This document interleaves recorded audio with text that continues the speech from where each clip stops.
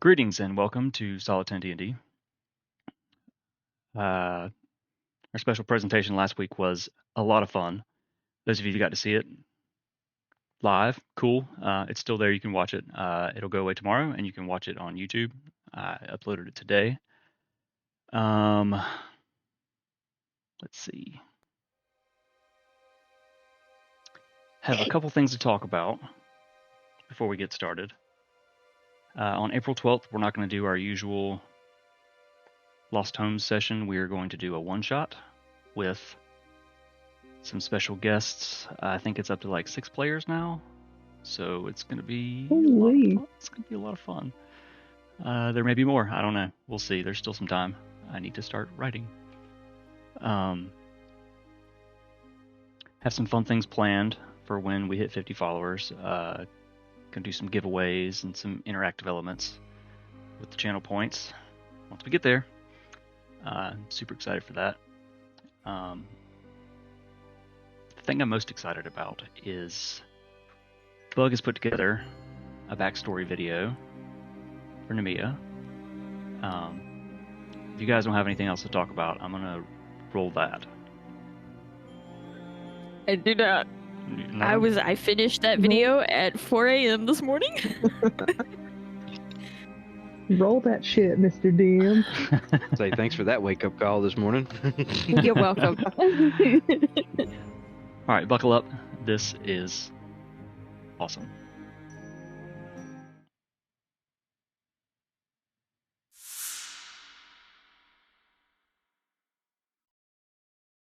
Hello there, magical enthusiasts. I'm Nemia Nightshade, your go-to clockwork sorcerer at your service. I was born in the bustling city of Cogspring to my mother Morgana and my father Valen, and surrounded by my 3 older siblings, Dante, Lyra, and Lucian. Now my dad, Valen, was a Mechanist escapee who fought during the attack on the Great Modron March, where he barely managed to escape with his life. My father spent his time here in Terrestria building the city of Cogspring and creating wonderful inventions. When I was born, my parents were ready to accept the fact that there was no magic in our family. So you can imagine their excitement when they discovered that I did, in fact, have magic. And not just any magic, but clockwork. After discovering my gifts, my father spent all of his time teaching me the secrets of Mechanus and its magic. Now because of my talents, I didn't have much of a childhood. Most days were spent nose deep in my studies, daily training with Pops, or daydreaming about life outside of my library. Now, don't get me wrong, I love to read. I grew up reading anything and everything I could get my hands on. From the realm of Mechanus and the different forms of magic to stories of old in the world of Terrestria. If it was on paper, I read it. In fact, my only friends were leather-bound. You can imagine what kind of strain that put on me and my family. After training for years, and I mean years, Dad and I decided to take our Clockwork Light Show on the road. We set our sights on the prestigious Scothers Arcanum in Nafnan. Upon arriving, we provided a presentation of all the wonders and secrets of Mechanus. We use a special type of magic called expansion that allows those around us to peer into the realm of Mechanus and see some inner workings of the clockwork. The headmaster was so impressed with our little light show that he handed us a mission, a magic school road trip. We were to travel the world, stopping at each magic academy, and we'd get to do it all again.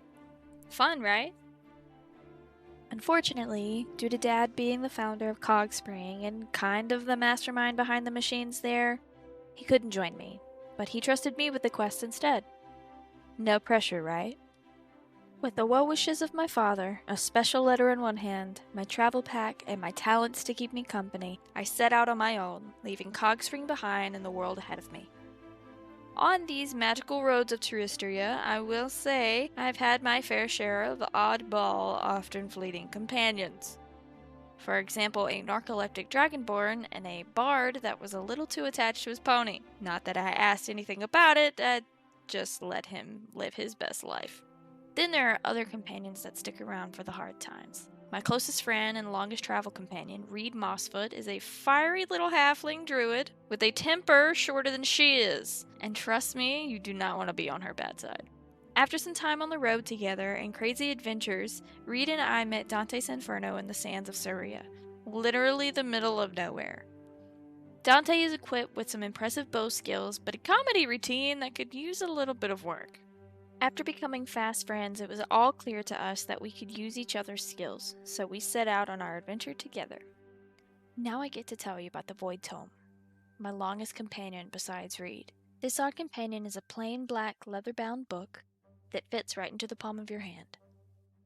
Unassuming and uninteresting. In the time since it fell into my hands, I have discovered that it is a long-lost Terrestrian myth, and it is one of a set of magical tomes lost to time. In the time since discovering it, it has created a strong bond with me and my magic, growing with me as my magic does. Due to being lost to history for so long, there are no recordings as to what other powers these tomes may wield, but it is clear to me they do not want to fall into the wrong hands. And so the Void Tome helps guide us to new friends and other tomes, but to what end? So join me, Reed, Dante, and the powers that be as we discover the powers of the tomes and the secrets of the land, because who said saving the world can't be a bit weird? And a whole lot of fun.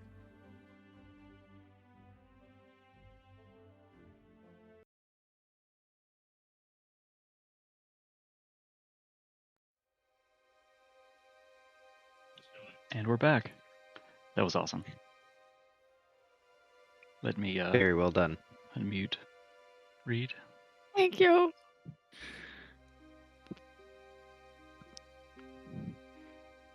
Looks like you put a lot of time into that.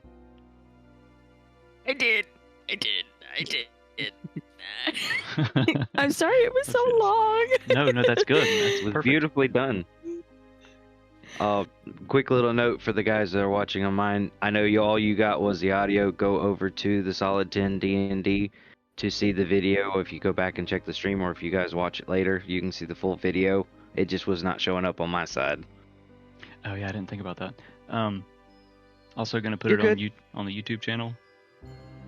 Yes. Probably this evening. I'll highlight it and clip it out too. It's probably better on YouTube because my computer was struggling a little bit, dropping some frames. But that's the way it goes. It's trying to take off. Yeah. I didn't want to interrupt in the middle there, but I was like, I kept putting in my chat, make sure you guys go over to check for the video. So. And we'll play it again when we take a break. Play it 1,000 times. It's awesome. Very well done.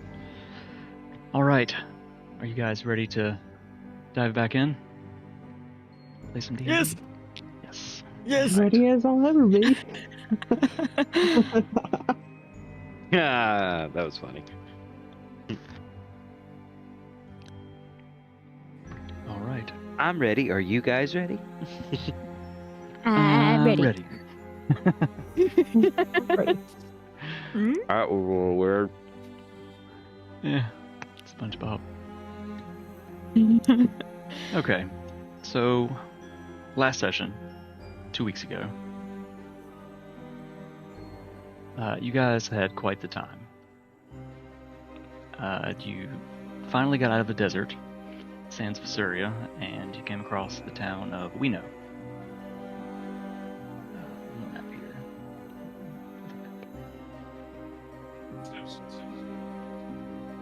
Town of Weeno. And you found it deserted. There's no life around except for the crows. There were no bodies. Just signs of dragon. You snuck around through the town and you looted a general store and found a few things and bailed at a door, as you do. You contacted your friends in Alfiasari and decided to enlist the Gleeman's help to join you, much to his chagrin. As you ventured further into the town, you heard the sounds of a large beast, which you came to learn was Izai the Dread. and he insisted either pay him homage, which he tried to do, but it was not enough, or fight him in battle. In battle it was, attacking before he had a chance to react.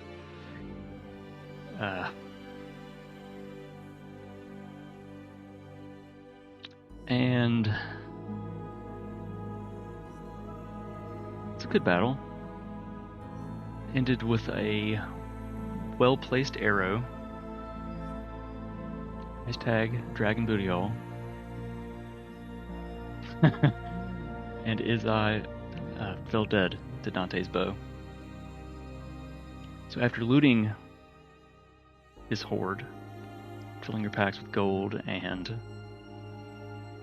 many other odds and ends, it was time to harvest things from Izai himself. Reed, as she does, got some teeth. Teeth goblin.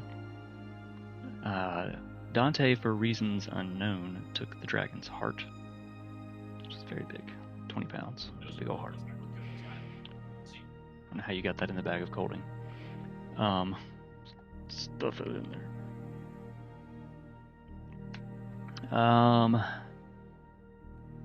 Reed managed to get a rib bone, which is bigger than her. It's also in the bag of colding. And then, for some reason, Dante really wanted his arrow back. This is his lucky arrow. So you all spent some time in and around Izai's booty hole. Recovering the arrow was changed. I think all of us were from that experience. But, got the arrow. Yay. It was still early in the day, so you guys decided to take just an early rest, summoning the cottage sanctuary, spending some time looking over the new map and deciding which direction you would go in order to get to Wenkam.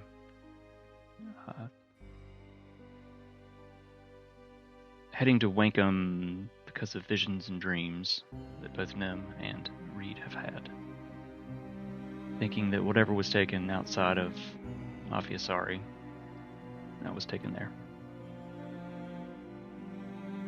You all decided that you were going to travel via river under the Monadh Dearg north.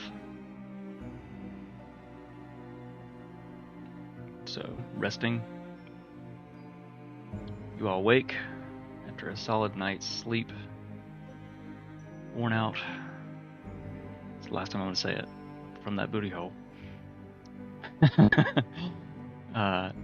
You collect your things and you dispel the cottage sanctuary. Saffron goes back into Trinket's embrace around Reed's neck, and you head towards the outskirts of town, back towards the river. Nim walks to the river and releases the Navi numbness. It's a boat. It's sealed within a wooden coin. It says the command word, and the boat appears. You all climb aboard. Who's driving? I guess me. Reed. I got the most experience. Let me drive the boat. I'm helping with the sail and the ropes and stuff. All right. You all climb aboard. You push off. Begin your way on the river. After about an hour, the mountains have been growing. Tall, red, craggy mountains have been growing closer, larger. And you all notice ahead of you a dark opening. The river disappears inside. And you feel the river speed up beneath you. Reed, roll an athletics or acrobatics, whichever is better for you. Probably acrobatics. Acrobatics. Yoink.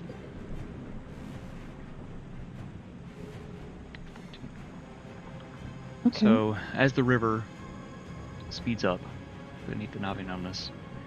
You manage to hold the boat straight. And as you careen into the cavern, it's pitch black dark. Dante, you cannot see. Nim and Reed, you can see. The Gleeman also cannot see. He's actually going to hold his hand up, and you hear him muttering over the sound of the river. And a red wear light is cast above you and is kind of falling above the boat, illuminating the cavern around you.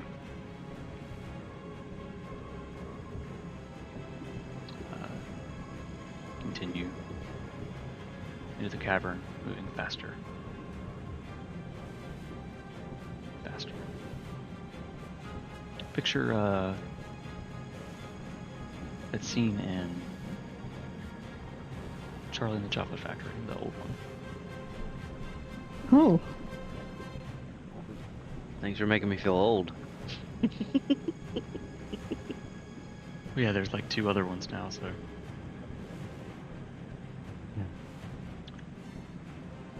As the river grows faster, Reed, roll another acrobatics. Oh.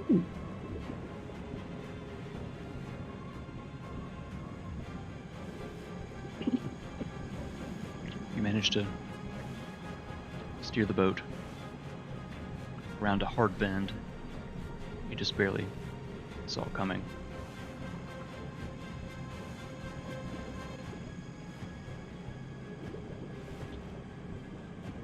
It continues on straight for a while.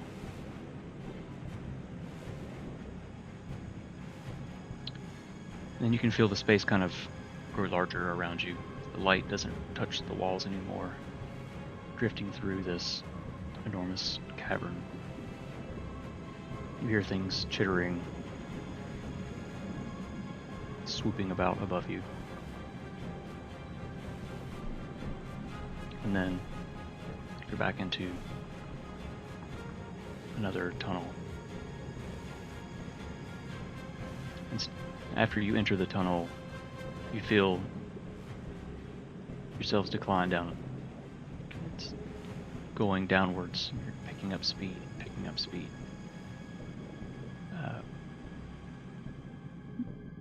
Reed, roll one more acrobatics check. Can I assist with this Alrighty. one? She's the only Okay. one holding the rudder. Can't really. She's driving.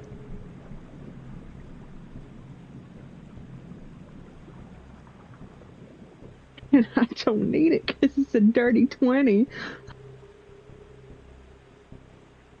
All right. Let's see.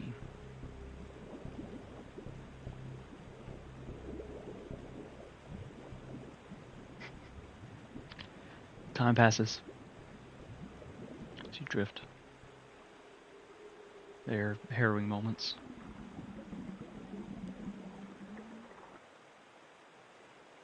But it's quiet. Just the sound of the water.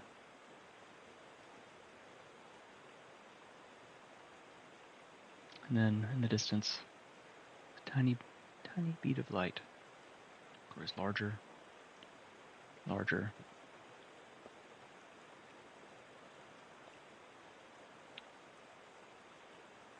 Blinded. Just from the darkness, even with the red wear light, which winks out as you exit, you're blinded. You feel the boat stutter and run ashore.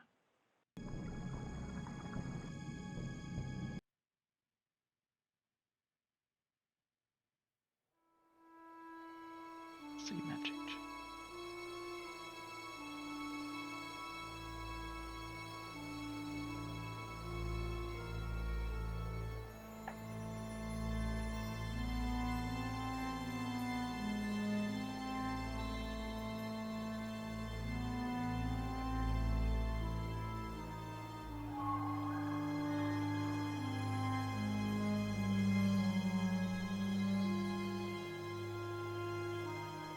Loading. So as you run ashore, and the map loads, and all the frames drop out apparently.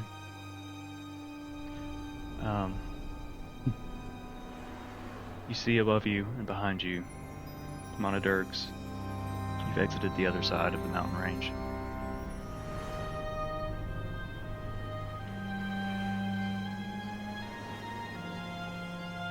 And the boat, the Navi Numbness, has run ashore.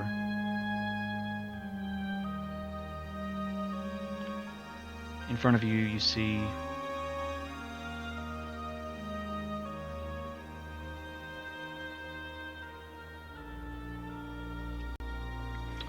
far, far in the distance, you see the horizon is fuzzy with green mountains and lush green land out before you.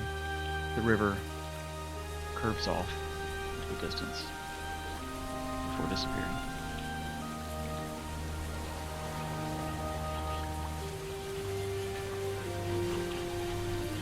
What do you guys want to do?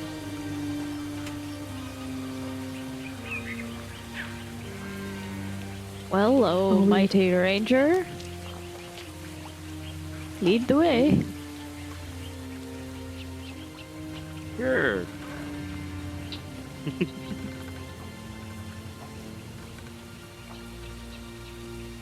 Hang on. I gotta get the map to load for me now, too.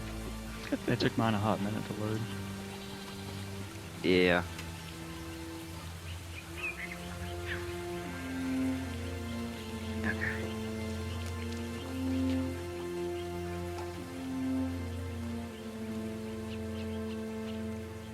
There it goes. Alright, well.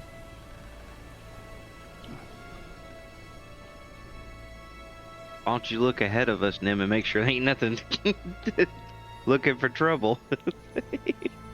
Stick my head up and around, and I'm looking. Do I see anything weird? Roll a perception Anything dangerous?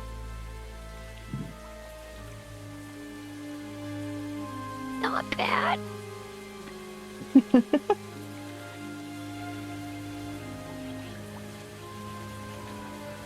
So,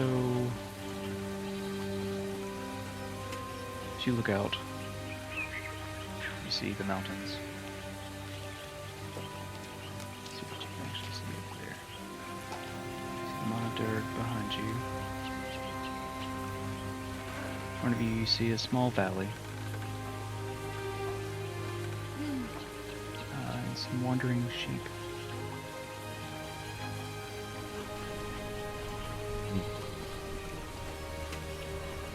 Mutton. Why is it sad? I thought the same thing at the same time you did. I just all of a sudden went, dinner.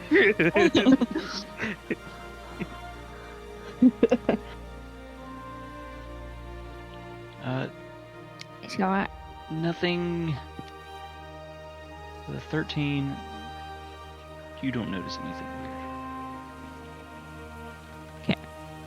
And I'm going to step around Dante and start walking this way slowly, just kind of looking around, obviously. As with you, beside you, because I'm pointing you in the right direction. Does anyone else want Mine- to I'm roll following. perception? I will. Yeah, why not? Just for kicks and giggles, see what the dice is doing today. Mm-hmm. Let's get some dice rolls. Yeah. All seeing eyes. Dante can see the molecules in the air. It's overwhelming. I He- see flowers. He falls to the ground, clutching his You head, can see the screaming party's because he sees growing too mental much. illness. I've said too much. I said too much. I kind of wanted to roll a 1. I had a great line. I see nothing. Nothing. Dante stares in the dirt. and Maybe sees if you nothing. open your eyes. So as Dante looks around, as you look around Dante, you notice. Checking my notes. Deep impressions in the ground. Very large footprints. Whoa. Hey, Nim. Keep your eyes out. I noticed speaky footprints. And they ain't Dante or little one size behind us there. They big. I don't know what you're talking about. My ego makes up for it. I can't argue with you there, Raid, but yeah. He's big. So careful. Like, They are the sheep Right. just kind of chilling? Yeah, they're just meandering around. They're on sheeping. grass. The They sheeps look- are sheeping. Yeah, they look up at you. Bah. Kind of go back to their sheeply ways.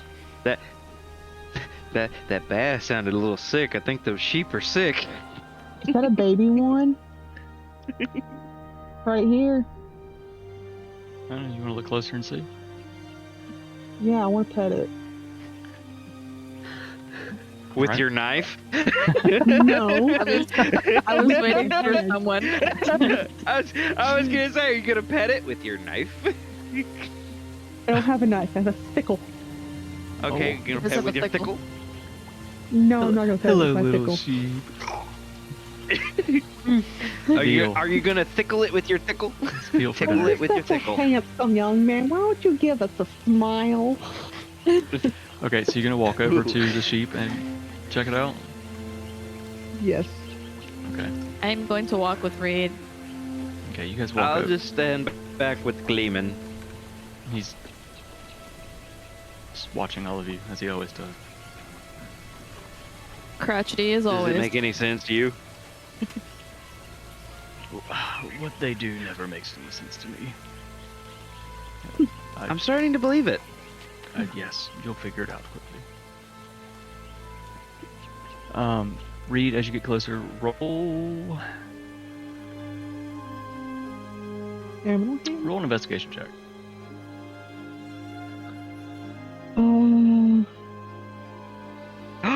You ate something. How dare you? I rolled a natural 20. Oh, Again?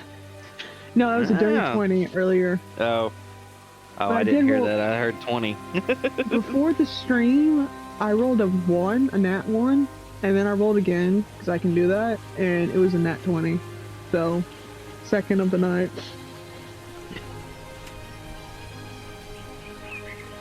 Well, so I know you who I'm standing walk up behind to tonight. this sheep and you investigate the fuck out of it. It is, in fact, the youngest of the sheep. Ace Ventura in the pool, looking for the Oh diamond. God! I thought of that too. As you get all up in that sheep's business, it kind of looks up at you, and it is, in fact, a young sheep. I'd be like, hey, I little thought guy. we and said then no more. Had his head. I was gonna say, I thought we said no more booty hole things. Why are you up in that sheep's booty hole? I'm not in his booty hole. That would be inappropriate. And you are wildly inappropriate. Ooh! Yeah, but it's a baby. Okay, I'm not.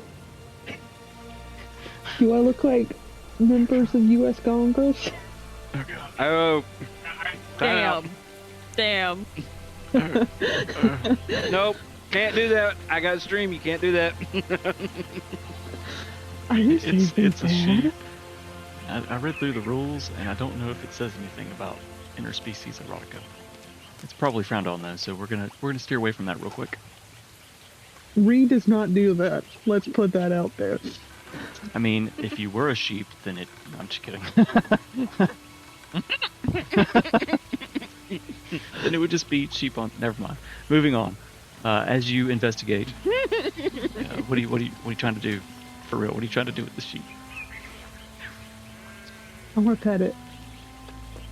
Get roll an animal handling check. Oh, hell yeah.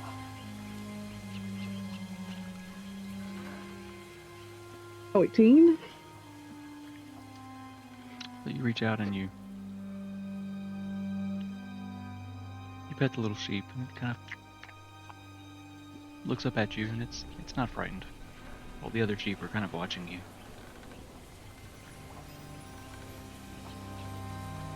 Talk to them. You want me to speak with animals on the sheeps? Yes. Ask them if they saw something. Okay.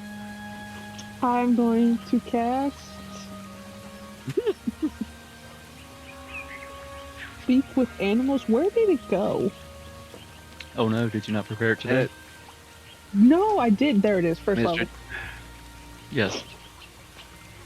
I was gonna say, while they're sheeping with the sheep, may I also cast something while they're bahaing about? Absolutely. What do you want to cast? Falconry to send it out to scout ahead while they're goofing around with sheep and make sure there's not anything away from us. Currently don't have a falcon with you, so you'll have to summon one. I mean, yeah, that's what I meant to do. In the order, summon it, yes. Okay. So what does it say you need to do? You need to roll a falconry check. Yes, and I gotta find the button again. It's at the very bottom of your skills. The custom ones pop up down at the very bottom. Yeah. There it is. Yes. Be at the very bottom where it says wisdom and falconry. Yeah, correct? Yep, that's it. Okay. So I roll for that. Mhm. It's a new trick. I'm learning stuff. Yeah, I actually need to read. I'll write this stuff and I forget. What? Read?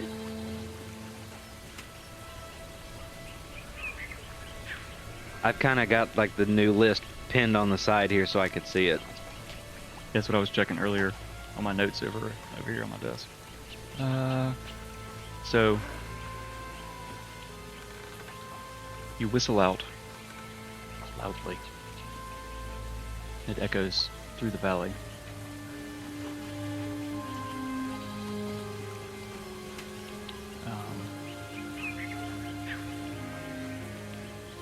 You're not sure when, but you have summoned a falcon.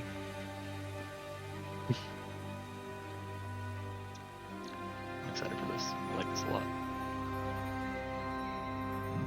Was I getting ahead of myself a little bit there? Maybe a little. All You right. got a friend. All right. So Reed, you are speaking with sheep. Yes. Am I on like level with Mr. Baby Sheep? Or You're actually a little bit taller, just a little bit taller. The okay. other adult sheep are, you're up to their shoulder probably. I'm gonna lean down and look at the little baby sheep. I'm like, hey there, little guy. How are you this fine day? I can understand. I can understand you. Yeah, I'm okay. I can kind of turn into animals and talk with them. It's cool. Okay. You don't have to be frightened. We're friendly. You just gotta you see that cross-eyed looking old man over there with the white beard. You might want to stay away from him. He's a little grumpy at times. But we're a good bunch.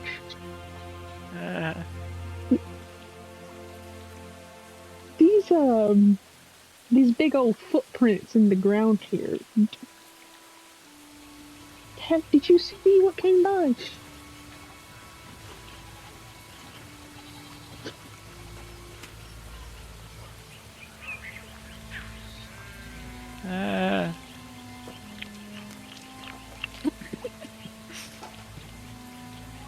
Is he saying a lot? What's Yeah, he saying? you guys can't understand anything that's happening. Reed is just, ah! And the little one's like, back. back and forth. There's a lot of he's kind of like in awe that I can speak to him and understand him. I mean, I get it. Kind of starts to skip away a little bit. He's coming. It's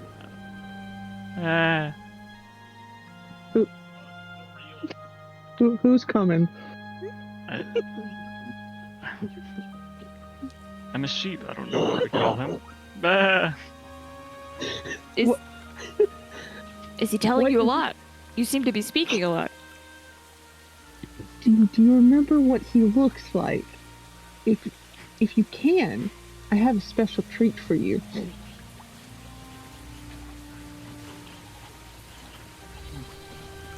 Kind of looks around.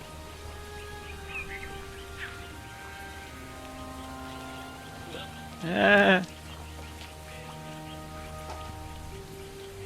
It looks off in this direction.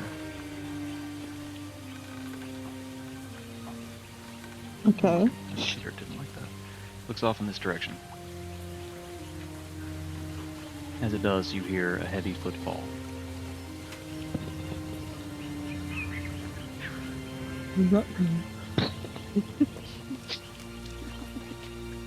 I'm gonna lean up at like Nim. Something's coming. Something big. Uh-huh. Yeah. Against the wall. Against the wall. Against the wall. I'm gonna point to the Gleeman and Dante and be like, You have. I'm like trying to make them to come over. Gleeman, I'm gonna I think quickly they take- want us to come down there. What do you think? I'm gonna quickly take a carrot out of my herbalism patch, just a single one. I'm gonna hand him like, thank you. I have to go. Love you, little sheepy friend. Ah! Bye. And once Dante and Gleeman get close enough, I want to cast Pass Without Trace.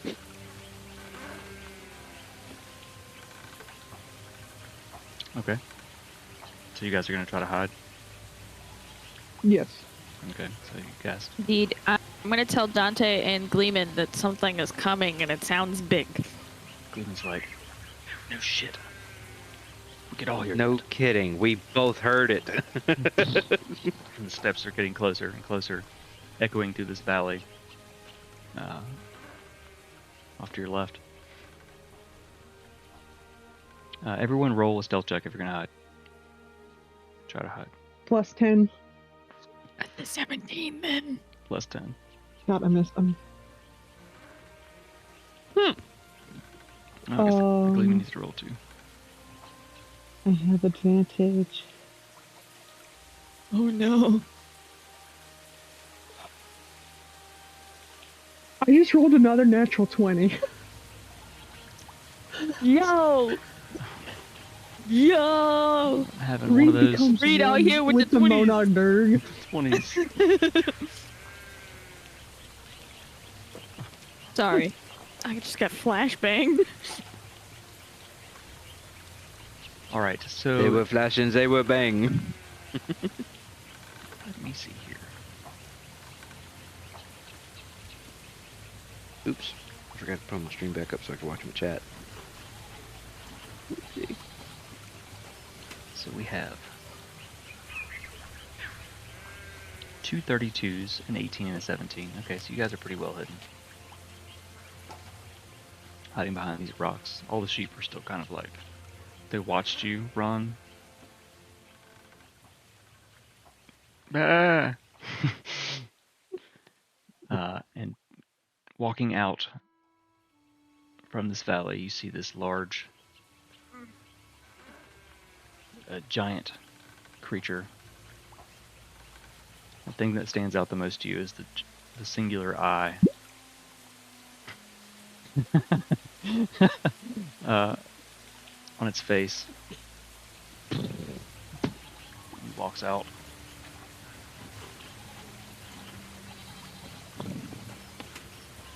looks around.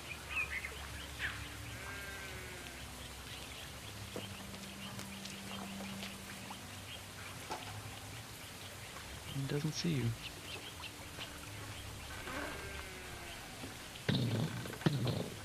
He walks over to the fire and you see him throw some wood into it and start a fire over there.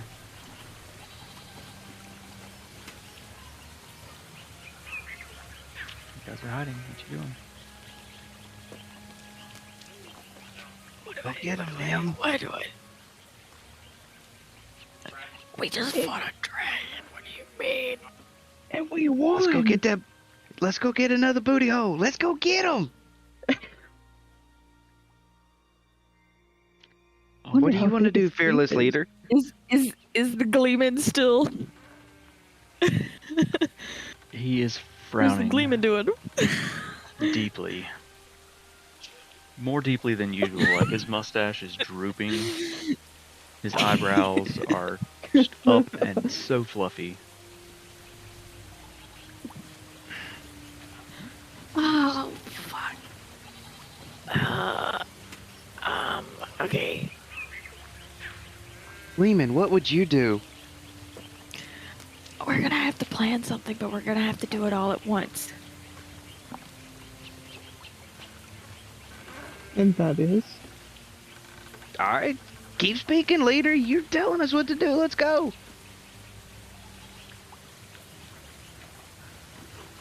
I can do old trusty and do I can do magic missile or I can do chromatic orb. As soon as I release it, you guys can do something, and the Gleeman can do something if he so wishes. Okay, cool. Run for the hills. Got it.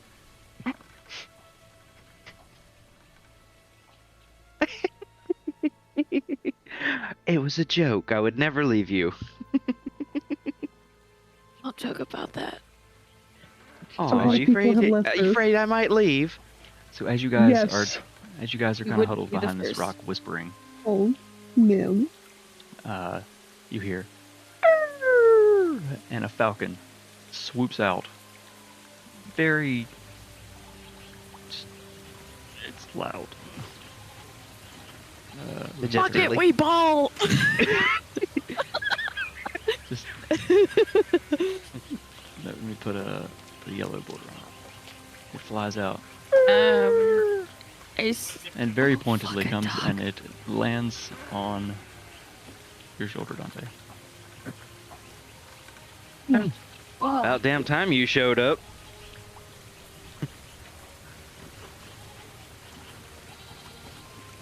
Okay, guys, get your things ready. I'm using chromatic orb. Oh, I what I want. okay. I'm stepping out and I am firing chromatic orb at this motherfucker. All right. As you step out, everyone, let's go ahead and roll initiative. I want to cast a spike growth on it. We're already in initiative. You're gonna have to wait. Fuck.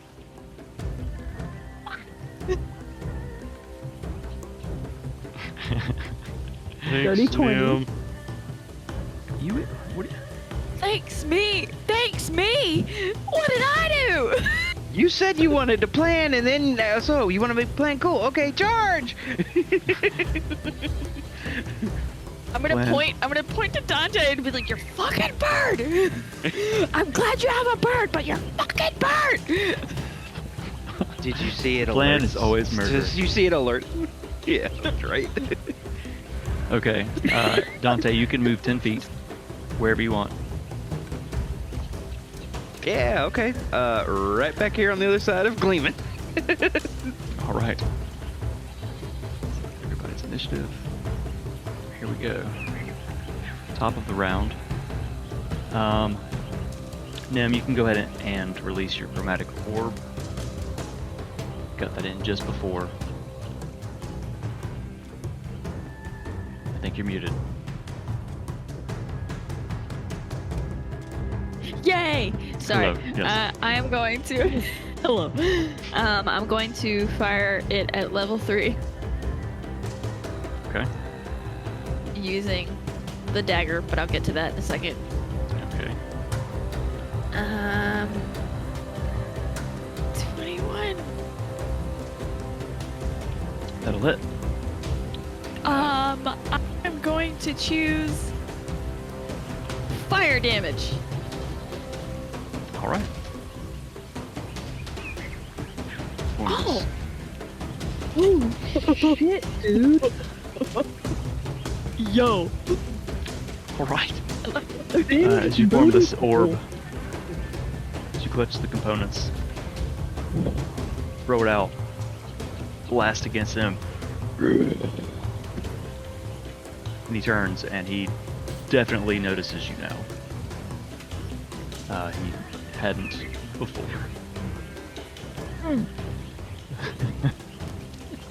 They said it! Like, okay, bye! It's not my turn. I can't move, right? It was just He the screams action. at you as burns across his side. All right, top of round 1. Reed, what you got? Spike growth on the giant. Okay, what's the radius on that? 20 feet. And I have So a you range of want- 150 feet. You want to center it on it? Yes. Let's do some area here. Like that, I think. That's more like 30. That's 30. You said 20 feet. Is it a diameter or a radius? I got a little sphere icon. So radius would be 40. It's pretty big.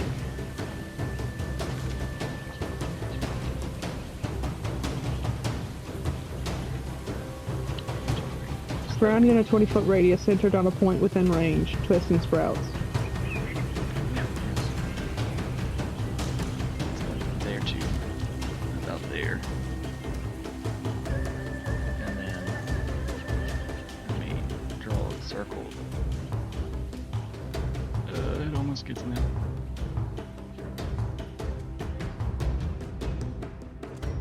About like that. It's a very bad circle. Ooh. Okay, so what happens when you cast that?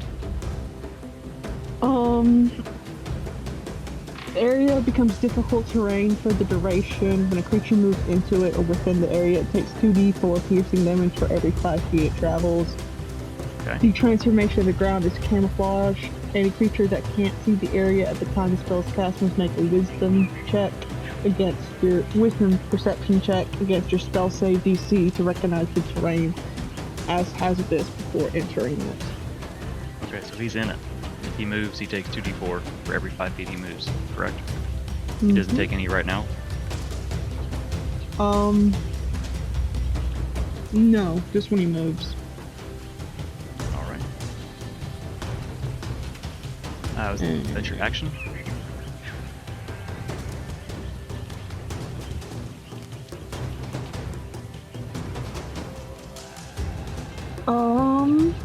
I wanna back up over here as much as I can. I can't really count squares on the here. Yeah, so you guys can't really go up much further on these because this is kind of a steep incline. That's why there aren't grids there. You're not supposed to go there. But I want to go closer to Dante. I think I can. So yeah, you can move down. The Falcon is kind of taking up space there, but he's kind of on top.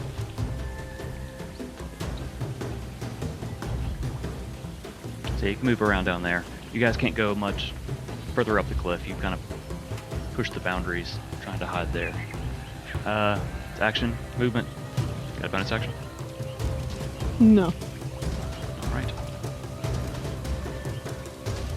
Next up is the Gleeman.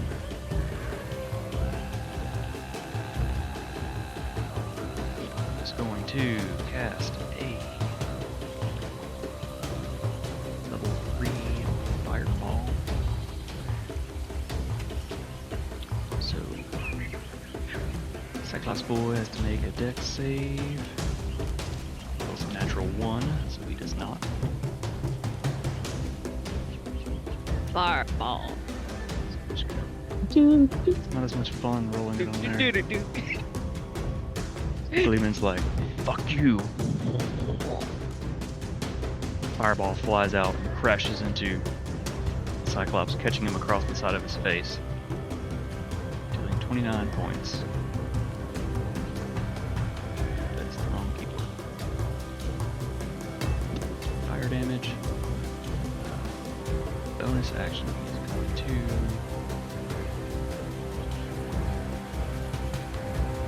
gonna step this way. And as he walks past you, Dante, he's gonna kind of pat you on the shoulder and he says, do what you did yesterday, and I think we'll be okay. And he inspires you. So you have a D8 of inspiration, lasts for 10 minutes, so you got a hot minute to this time. And he's gonna keep walking past. Gonna stop about right there. His turn. Next up is Cycloboy. So movement is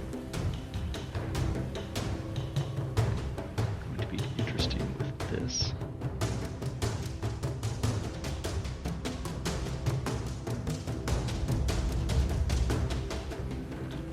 Every 5 feet, he takes 2d4.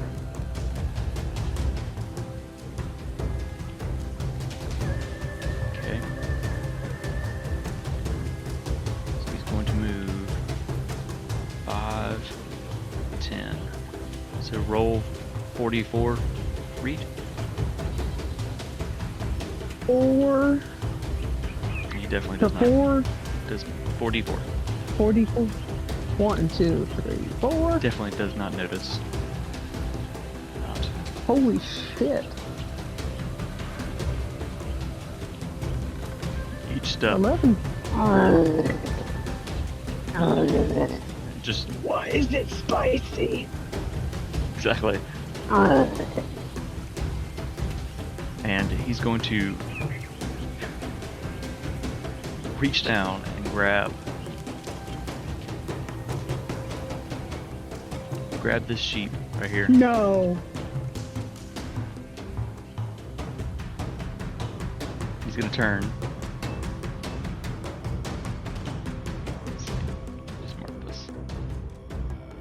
The sheep. Pick it up and say, bah! He's gonna throw it at you, Nim. So that's gonna be Yep, that's valid.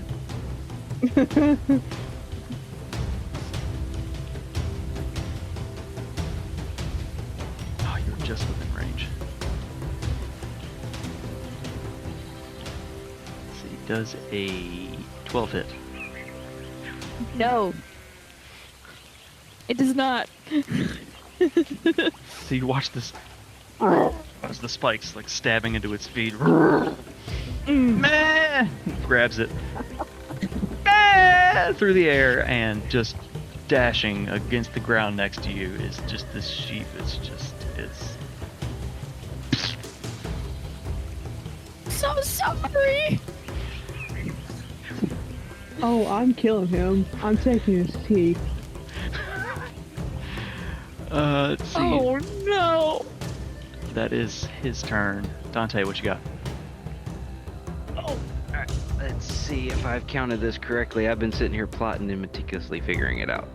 Yes, I So did. he's 50 feet away from me, along with the balcony on my shoulder. Okay. I'm going to start off with a spell and mark him with Hunter's Mark. All right. Then go to my little shoulder putty here Mm-hmm. and have. I think it's a bonus. Wait a minute, hang on. I think you can do one or the other. Yeah, that's a bonus. Yeah. Yeah, it's a bonus action. Okay, my bad. I So was trying to read it as small on my screen, so I was trying to make it bigger. Which would you like to do, Hunter's Mark or use your unnamed bird buddy?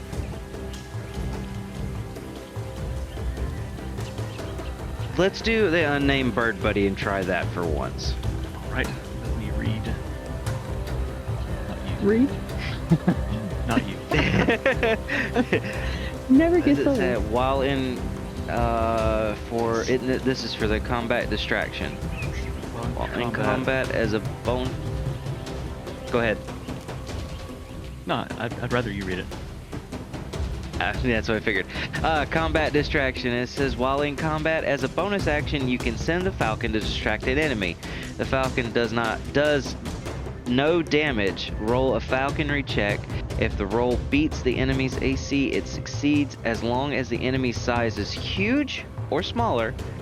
The enemy has disadvantage on its next attack roll. Oh. All right, so roll a falconry check for me. I love playing with these things. It's so much fun. 12. So you whisper in command. And your birdsy buddy streaks out, it's flapping its wings around the Cyclops. The Cyclops kind of just swats him away. Let's see, how far away did you say that was? Yeah, so That was kind of 50 swats from him us. away, and he Yeah. kind of flies off, and he's over here hovering. Doesn't seem to have been effective.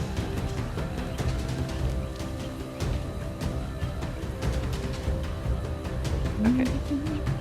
Then with that, I will move to my attack step Mhm. for the action. Oh, let me measure this again to make sure I'm correct. So, as you were saying, for where we were technically standing at, where I'm sitting, we're technically kind of standing here. We can use the Right. ruler kind of to measure out if you have to walk down the hill. Okay. Okay. Probably 5 feet I'm to gonna. walk down. Can you walk and then attack? I was gonna say, could you walk you and could, then yeah, attack? you can break it up your movement however Okay. you want. So you could move 10 feet, Okay. shoot, move another 20 feet, and shoot. Okay, I'm gonna move out to here. That was only like 10. That was what? 10 feet. Okay, that was 10 feet. Yeah. And I will aim at the Cyclops with my longbow, pulling an arrow back, aiming for the eye. We're not going for booty hole this time, guys. Eye, it is. Okay, so you're making a called shot. That's making a called shot's a little different. I actually need to. I've never done a called shot. I've heard of them. That's why I was wanting to try it. Let me do some research real quick. Is it the sharpshooter thing? No. Naturally, No. usually it's if it's a called shot, it's with disadvantage. Normally. Yeah, it's a disadvantage. So that means Oh, that's right, because I made one, and it was. so roll an I don't attack remember one. with disadvantage. Okay. Now you'll have to tell me how to do that one because I've never done it with disadvantage. Just roll it twice and take the lower of them, or you can right click it and it'll Okay, do it gotcha. automatically. See what happens. Oh, okay. See here, just click roll with disadvantage. Okay, there you go.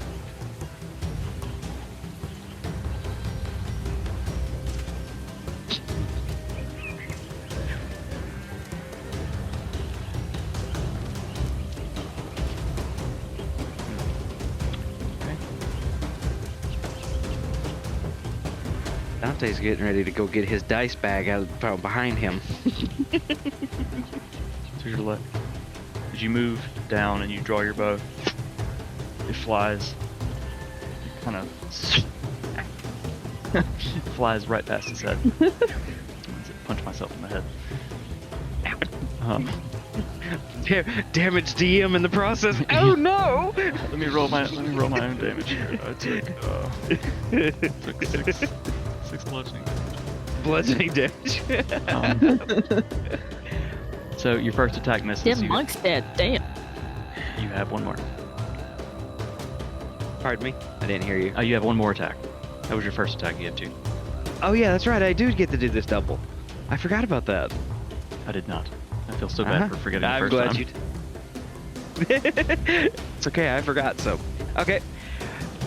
I'm gonna do it regular this time, not aiming. Or not aiming, but not calling it. Just, I'm going for it. All right. Yo. That's better. Yep, that'll hit. 30 will definitely hit. Roll damage. Let's see. So on top of this, you didn't do a hunter's mark, but it's already taken damage. So roll your regular damage and then roll a d8 and add that to it for your Okay. is that Colossus Slayer.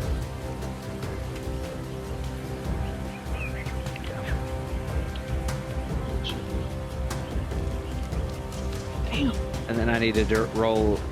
Well, it did both of them, I think, because it had two d8 on here plus the damage when I clicked it.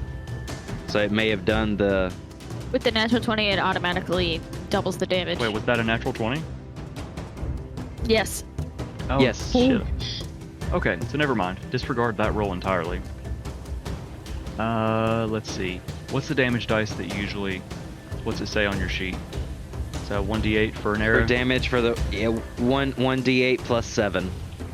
Okay, so immediately we do, I think they're called brutal criticals. So for the first one, it's one, you get the full 8.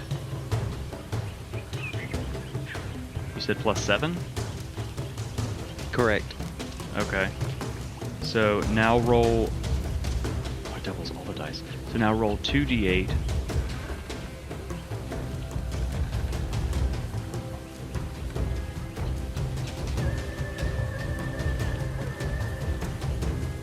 Let's see. Hang on.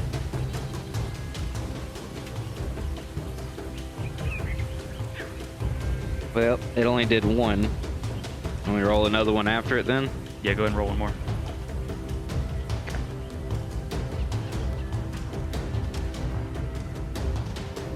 Okay. Alright, so 20.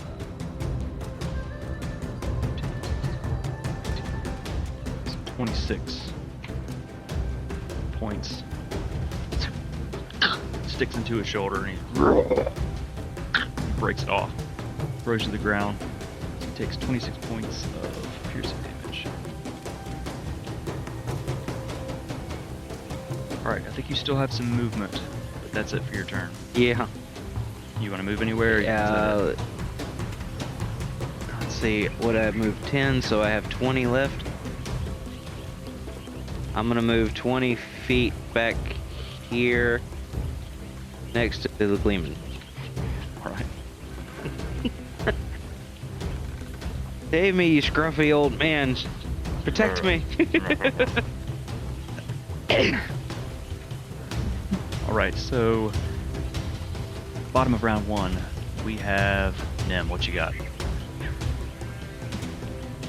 So Softened him up for you. So before I do anything, I cast a spell last round, or whenever I attacked without, Oh yes, your no, okay. no, your extra Yes. bonus, your damage. So it was a level 3. Yeah. So what is that? 2d6. 2d6. Alright. Do you want to roll it, or do you want me to roll it? I'll roll. I know that once upon a time you said you'd like to roll the damage.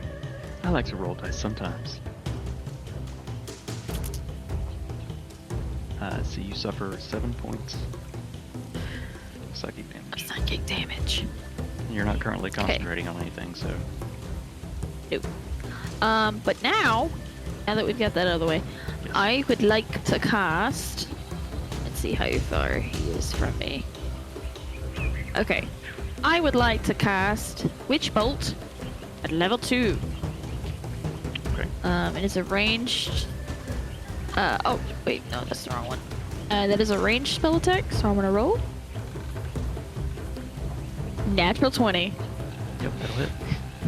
That'll definitely hit. You guys, your dice tonight. So that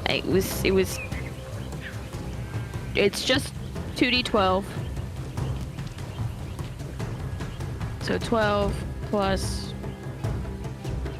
Oh, so hang on a second. Let me pull that up. I changed it to 4. Sorry. Did it custom? Got my computers.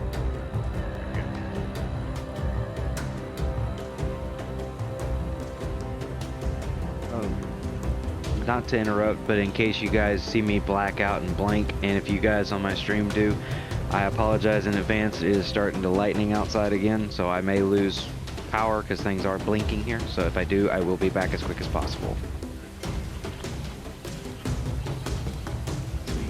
Which bolt at level 3? 2. Level 2, gotcha. Dose. Alright, so that's 2d12, so with a crit, it's immediately 24 damage. Plus you rolled, is that 5? Rolled a 5. Is that 1 or 2d12 that you rolled? I rolled 1. So roll one more because you're doubling. You immediately get the maximum, which would be, for 2d12 would be 24. And then you have 2d12 that you roll. So that's another 16. Jeez, guys. Mm-hmm. And I concentrate on it for up to 1 minute. And I am going to stay there, but it stays attached to him as long as he's in range. And I can use it again on my next turn. So you reach out, and a crackling bolt of lightning snakes through the air and attaches to him, and it's still attached to you, dealing 40 points. Jeez. Lightning damage. Roars again, just thoroughly confused. These people. See, and it stays attached. Save, concentrating. Okay. So that is your action. What else you got? I am going to sit there because I can't move out of range, and I'm just gonna turn to Reed in Gleeman and Dante and say, "It's your go, guys!" And I'm gonna just kind of like, I'm not sitting down, but I'm gonna sit back in my movement as I'm holding Witch Bolt. As you sit down, like, kind of glance over, and there's just the bloody mess of the sheep beside you. I'm so sorry. Flies have already started to kind of gather. Yummy. Yummy. Listen. All right. Minced meat. Sheep. So let's see. That is back to the top. Jesus, you scared the shit out of me.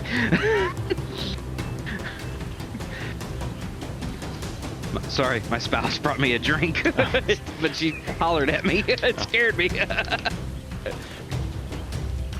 so back to the top of the round.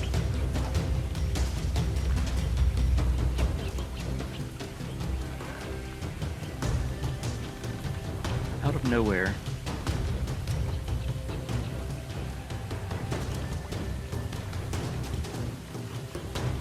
flying around the edge of the mountain, up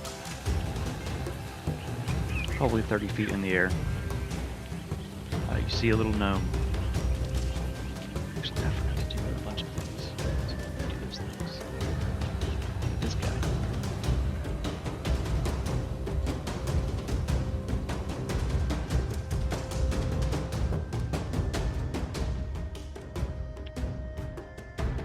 Comes flying around. He's wearing goggles and he's got a cap on, and his coat is flapping, and you notice the boots he's wearing have wings. They look very mechanical, flapping, keeping him in the air. And he comes flying around, stops, he's hovering in the air, and he's kind of like, "Hello? Need some help?" Hello? Please? Reaches into his belt pocket, pulls three orbs, throws them all. Let's see if it's a dex save. 10.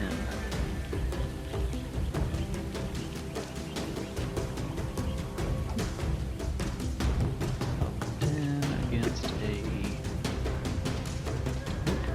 Does not make it. So the orbs crash into Cyclops, dealing... Each one hits, explodes to a fireball. Not fireball, but a fireball. 8. 14 points. What? That was a what now?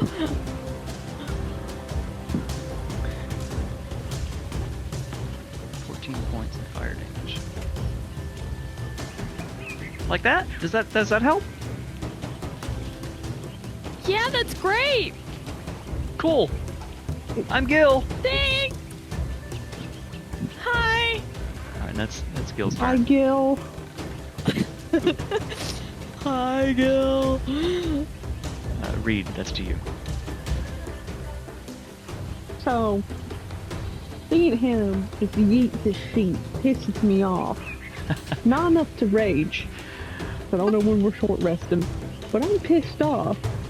So I'm going to walk up to the circle, just to the edge. I mean, it won't bother me anyway. And I am going to monkey out.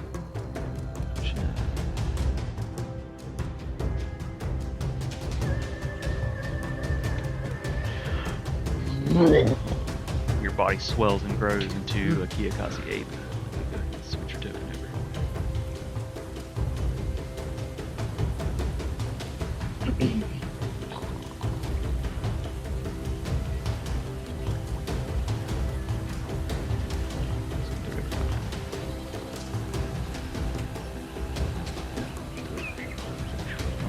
Yeah. Bobbing the heads and vibing over here. All right, and Reed swells into Kiyakazi ape. What you got? Kiyakazi Reed is going to flex and then spit in her hand and toss it.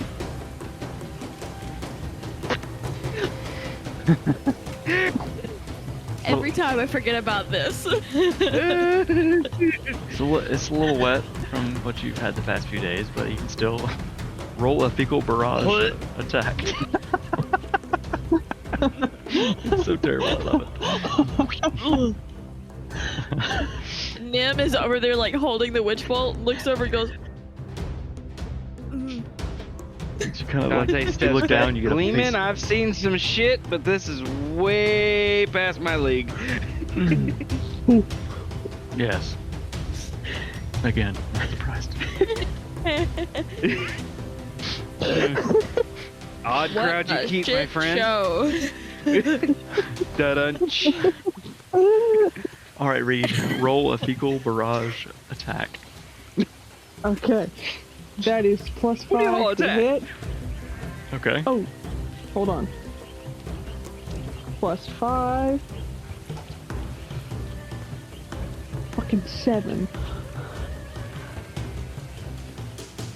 Oof.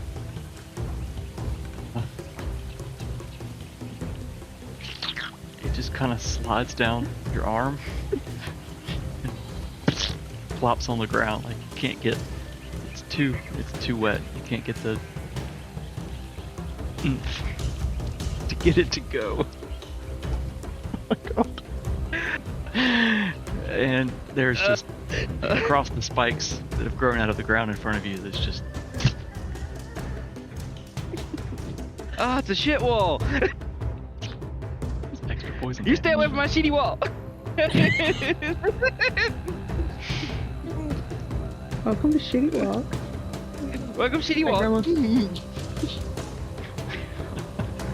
Oh man. Okay, is that all you've So got? I just got. So I just gotta ask, what are you guys trying to do? Because this is some shit. You're correct. Yes, all of the above. All of the above.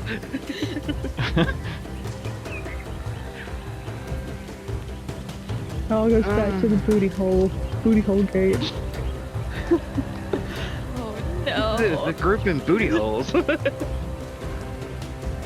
I have not partaken and I will not. Reading Dante Never say and never. ask people. Damn right. Okay. So what you got, Reed? That was it. I came, I shit, I stood. All about the booty holes. All right, next up is the Gleeman. Please don't pull anything from your ass, Mr. Gleeman. Oh yeah, don't forget your inspiration, Dante. On skill checks or attack Yeah, rolls, I had. you can add a D8 to it. Yeah, and I didn't do that. We got sidetracked with all the other attacks on the other one. I was going to do it, but I forgot it. Yeah, I forgot it too. Let's see. he's I've going- got the inspiration button clicked, but I don't know what else to do with it. Yeah, just tell me, like, if you roll, and you want to add that dice to it. Yeah. He's going to Okay. cast Firebolt.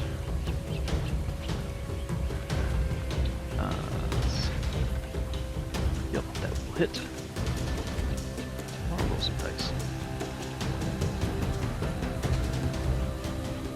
Let's mix it up.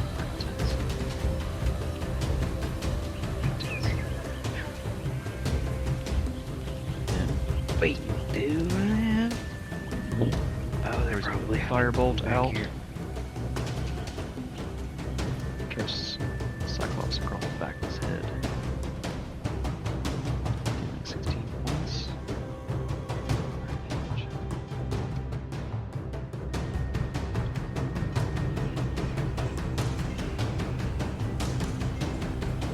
He's going to begin 5, 10, 15, 20.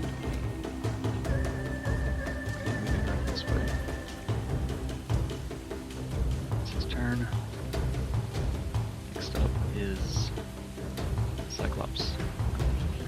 He's going to turn.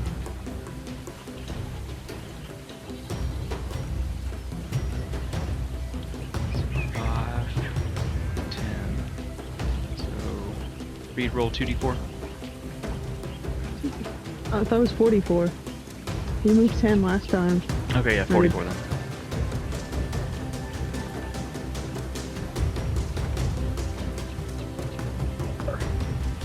I take 5 pints of cold damage.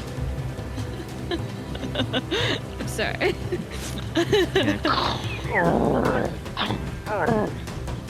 Spikes are sticking up through his feet.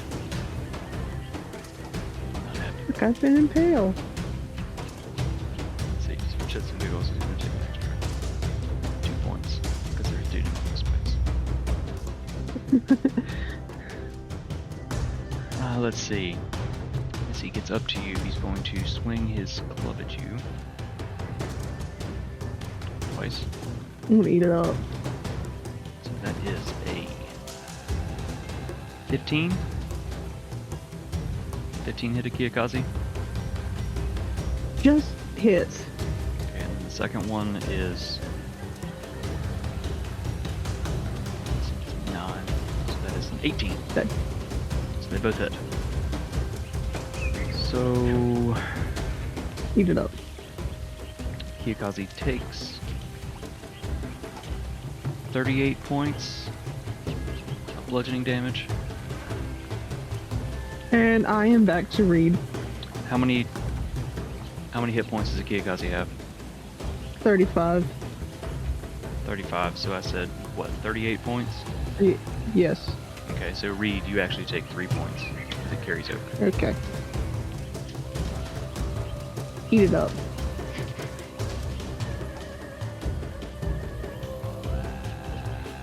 All right. I eat hits like this for dinner. That is Cyclops' turn. Dante, what you got? Yes. Let's see. On that, I do have a question. I did meant to ask you this, but we got started up How many times can you use that combat distraction with the Falcon? Just twice? If I was reading that right? Combat distraction, 2 per short rest. So you've used it once, So so I you can use it one more time until you guys take a short rest. And then it comes back. Refreshes. Okay. Well, let's try that again. Let's try to use. Wait a minute. I got to move forward first because I'm. No, I don't. Because it's. That's something I didn't think about, but here we go. I think you could probably still call out a command. I think it's 60 feet. Even if he's that far away I think it's to from send where it. the Falcon is to the. I think it's the Falcon's movement to the creature is 60 feet. It's the Falcon's movement. You can call out got you. the command. Okay. All right. So I will call out the command for combat distraction. All right. So make a falconry check.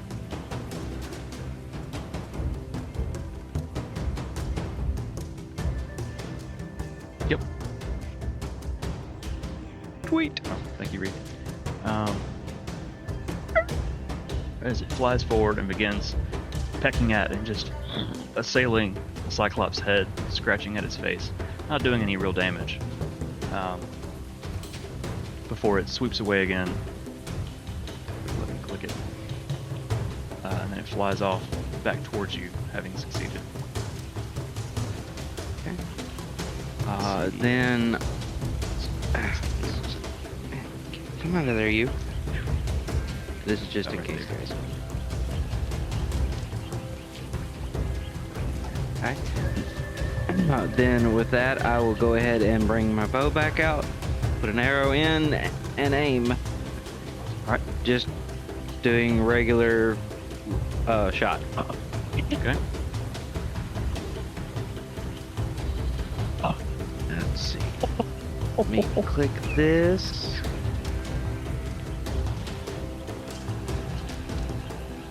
Okay. Yep, that'll hit. Okay. So I'll go ahead and do the damage then, correct? That's right. Plus a d8 to regular damage, and then roll another additional d8 on top. So do the 1d8 and then do another one right after it, right? Do the damage for your bow, and then do a custom d8 from the bottom left. Okay. Okay, got you. 'Cause it Alright, doesn't so I'm get- it doing the doesn't get damage one. modifiers. Okay. And now I'll roll the other one on the bottom left. Correct.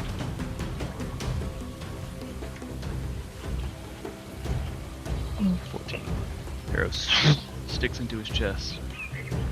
2 points of damage. He's bloodied. He's starting to look a little rough.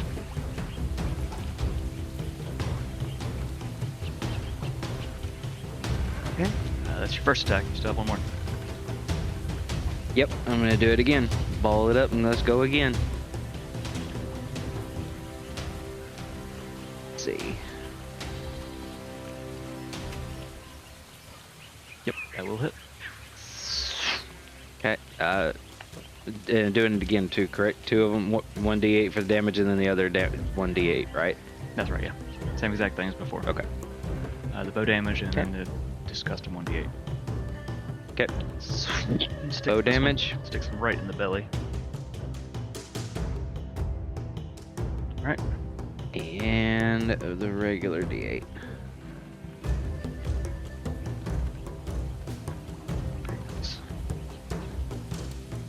Alright.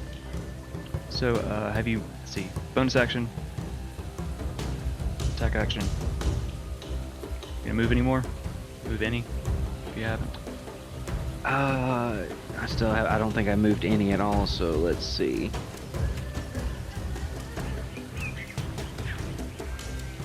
Let's go move my full 30 feet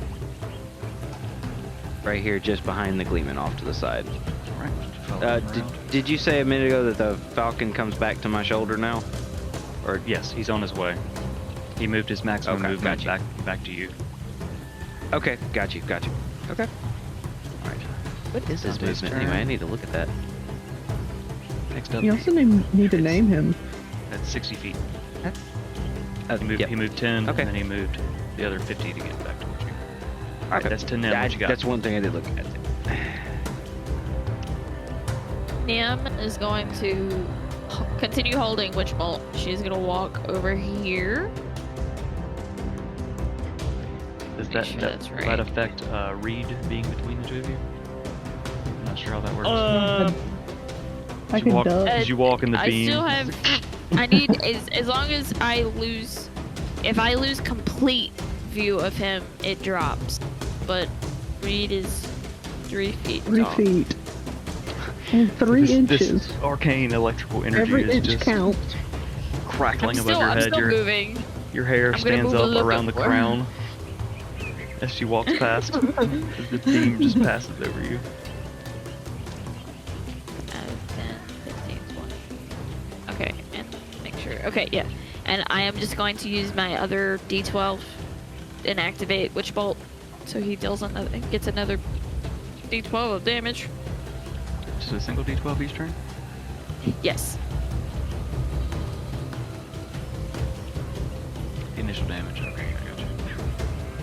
It's max damage. It's max damage. Nice. And because I don't want to trap Witch Bolt, that's my turn. Alright. I am gonna call it a gill and be like, welcome in! Glad you could catch the show. Yeah, I didn't know what that was I heard.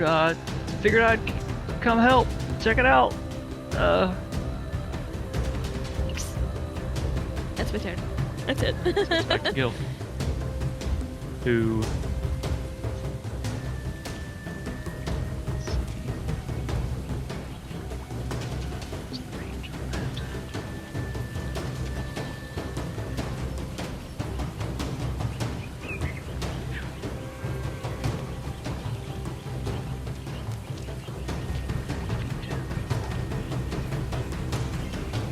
So he's gonna fly forward.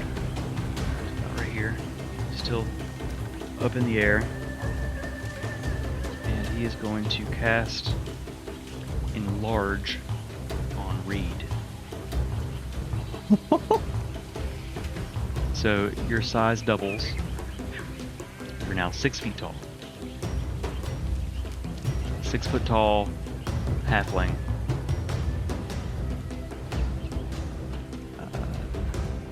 So technically you're now large. Because a halfling's a medium creature, not a small creature, which is surprising. You have advantage on strength checks Our and little Reed grew up. strength saving throws. Your weapons grow with you.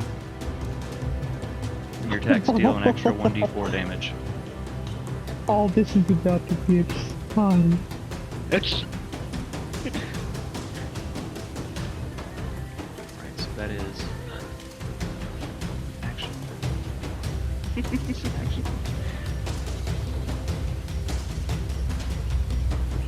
Is anybody hurt? His butt is scratch. Just a scratch. Tis but a flesh wound. Tis but a flesh wound. Okay. And that's his turn. Reed, you're up.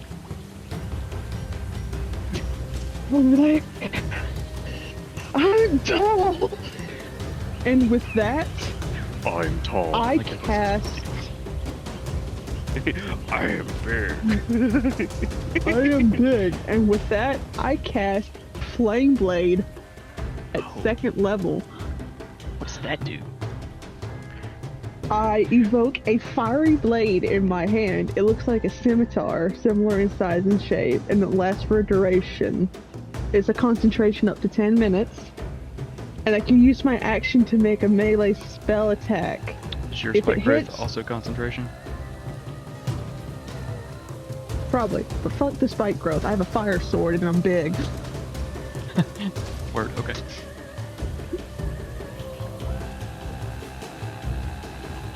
Let me, freaking... Oh, shit. Hold on.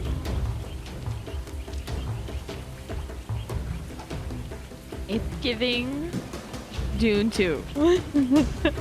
Lisan al-Gaib! Madi! I am Reed Muad. Fuck, I can't even say it. Wadi. Wadi, I think. Is it not? No. Wadi. Wadi. I think. We're talking about Dune 2. Leave us alone. I was fixing to say Dante wants to make a bad joke, but I'm shutting up. All right. All So this as drink I you have is so sour. I would drink with you, Reed, but unfortunately I'm saving alcohol for tomorrow's cook, so sorry. Mine tastes like peach rings. mine is thick. New medication. New medication. Can't drink tonight. All right. So Reed, this fiery blade appears in your hand, and it's fucking huge. Because you are huge. Yeah, I That am. is also what she said. So you can use your action to make a melee spell attack with the blade. Roll. Oh, don't worry, sweetheart. I'll come packing. It's So- large and hot. Roll. Wow, Roll a okay. Roll to quit. PG-13, PG-13. Dirty What did you 22. say? I said roll to hit or roll to quit. I rolled an nat 20. Oh, so. I swear I heard something completely different. I'm done. I'm gone.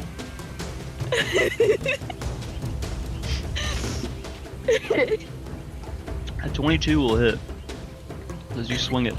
Great. So It it's a slashes 3d6 across. plus an extra 1d4. 3d6 fire. Since it's a melee, I don't know if it's a spell.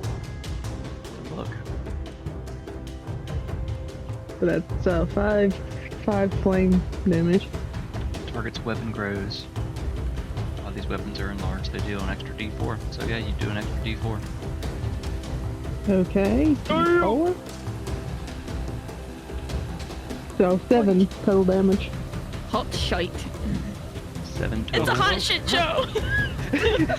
Our little Reed is packing power tonight, folks. Dodge matters! Fuck shit up. So you cast a spell. And a giant flaming sword comes out. You slice it across him. How do you want to do this?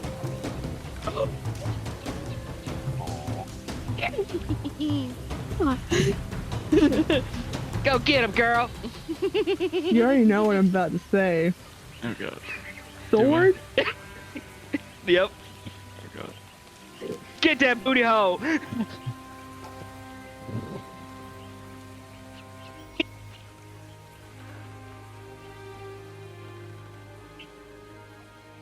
Oh. Make Dante proud. Get that booty hole. Oh god. Oh boy, here we go. Singe your booty hole. At least it's Did you, say, cauterized. did you say singe the booty Hey. hole? Singe booty hole. I could be even extra, but I'm not small anymore. So I can't be. Or wait, no, I could be. So. Just pull termite from the boys and just Oh god, no! Please no. Booty holes beware. Just bring. See, you are actually the same size as him. I have to actually put in a token for this so we can have a nice visual. So let's just do this. I'm gonna throw in. This is how big you are. No, that's. You're medium, yeah, large. So you're large. Come on, computer.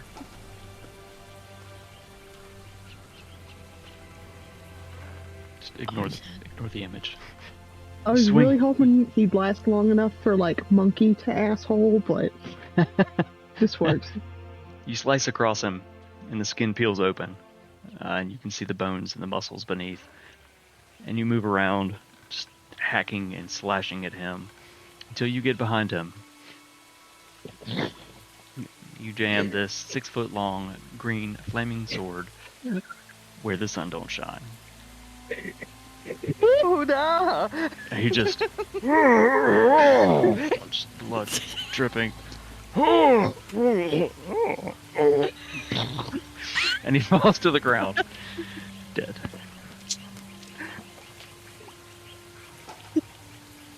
Why did I have like a sudden image of the DM just going, "Oh my"? Oh my! Heavens. You might feel a slight discomfort. Light? Now cough. Ooh, it burns. You should see a doctor about that. Wait. Wait. Wait. Oh. You guys are the booty hole brigade. Why does this keep happening? Why does this? Why? It's our team You put us all together in a group. It's all your fault. It happens That's once, and now it's why- like, yeah, we're gonna do that. That's what's gonna happen from now on. 3 booty holes now. Dante's got got one. some work. I got some work to do. I gotta catch up to you on booty holes. And You guys Nim's like- got to get her head in the game. You're like carving hatchets into your belt or something. Each Yeah. booty hole kill. Notches in. No. I carved a notch on the last one in my bow. First booty hole. Dim, you gotta get your head in that booty hole. I mean, in the game. With I'm that, making marks on my bracers. with that, let's take a short break. Okay. This newcomer just saw you. Man, handle this Cyclops. You just kind of hear, oh God, what the? What? Nim knows it's coming, so she's just gonna cover her eyes and drop her head.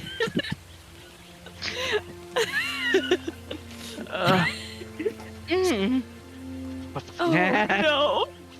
And he lands on the ground. I got a bunch of that's what she says in the chat.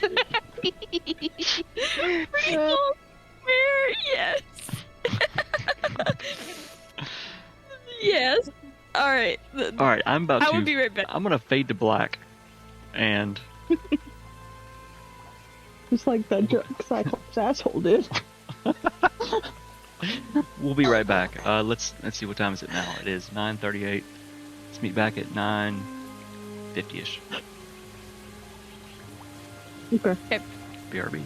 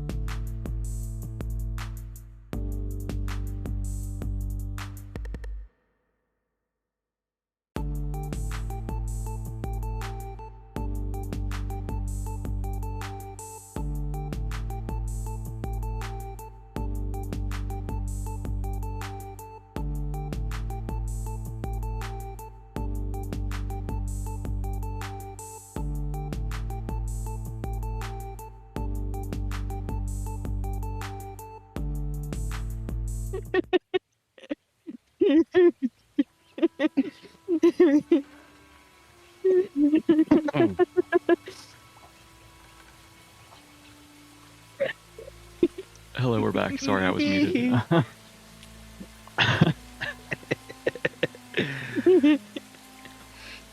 All right, having vanquished Cyclops.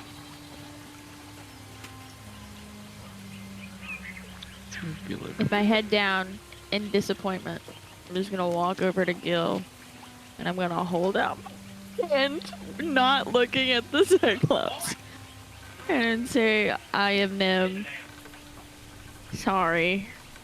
So he reaches up because he's very short. He's a gnome. Isn't he flying?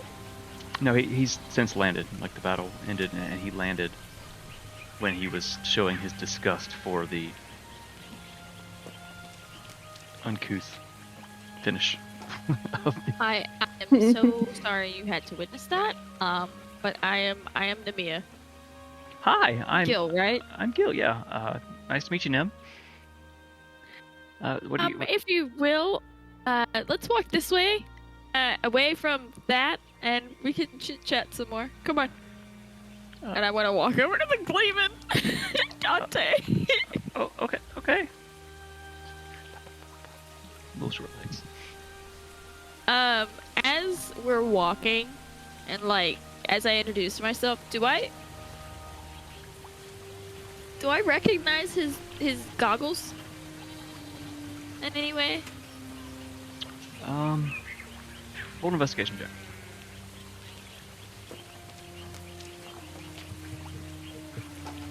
Oh, fuck. Just kind of at a glance.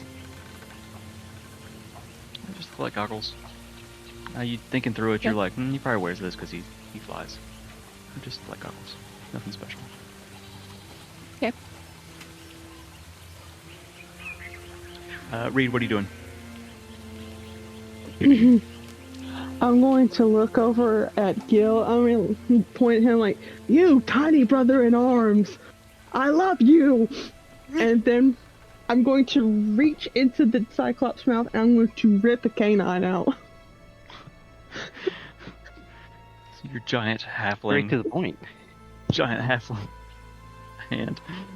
Your voice is deep because your vocal cords have elongated and you're like, you. It's kind of echoing through this valley. You. Brethren, I love you. It's kind of, it's Andre the Giant-esque in a way. Oh, he had such a wonderful voice. Anybody want a peanut? Like, anybody want a tooth? And Reed reaches into the Cyclops' mouth. Just roll a strength check for this one. We're gonna go a different route this time. With advantage? I think Yes, I think whenever yes. you enlarge, you get. I think it is with advantage. Yeah. Damn. I still can't roll for shit on these. Is that with advantage? Where are them 20s at now? Yes. It's with advantage. You a whore mouth. You shut Oh, your no. whore mouth. It echoes across the valley. My bad, Reed. You want to catch these hands? Not now, they're big. No. They might rip a booty hole. So you're like, just trying to yank on this using brute strength, but it won't come out.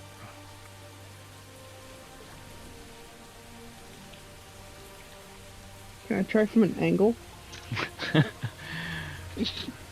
I don't think you can Papa, try this. You can't try the same thing again. Try something different. What if I, like, twist it?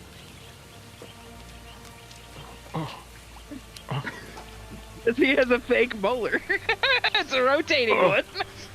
Heidi, let me see. It's like a bop it. I did bop it. No, you've tried pull it. Now you're gonna Well, try you twist tried it. to pull it, twist it, then bop it. You've already bopped it. Then you pulled it. So now you're gonna twist yeah, it. you boxed it, Art. Yeah. Oh no! So terrible. So you tried twisting it using all of your strength, and it starts to wiggle. And it still won't come out. Roll a survival check.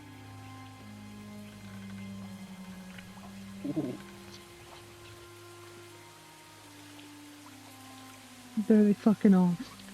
You gather that this tooth is in there, and if you're going to get it out, you're going to have to cut it out. Thickle. So you draw your thickle, and it is huge. It has been enlarged with you. It's almost like a scythe, like you look like. It looks almost like the weapon the frickin' Death Minion had. It is huge. Call me Captain Hook. If Nem were looking, she would have a PTSD moment. But thankfully, her back is ready. Oh, It's like a twitch moment, like twitch. Eyes going crazy, like. What the hell? What the hell? What the hell? All right, so you roll a sleight of hand check. Read.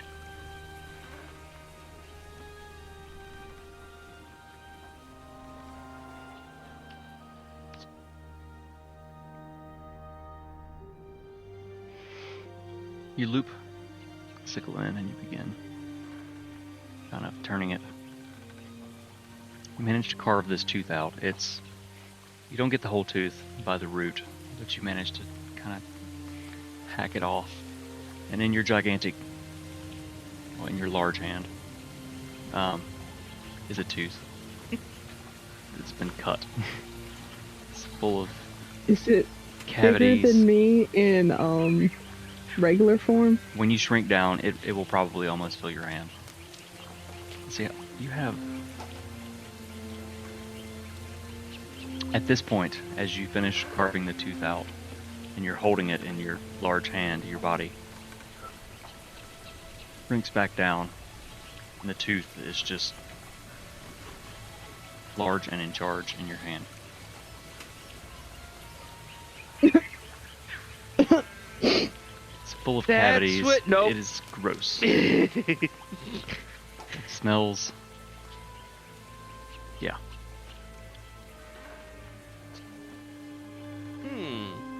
Anybody else know where I was going with that one?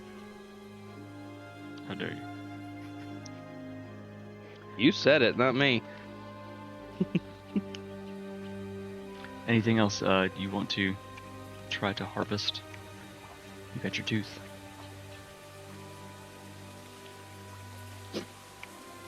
I mean, you haven't searched the body either. You can search the body, harvest the body. I'll search the body. All right, roll an investigation check. You touch the heart is mine. I want to eat it.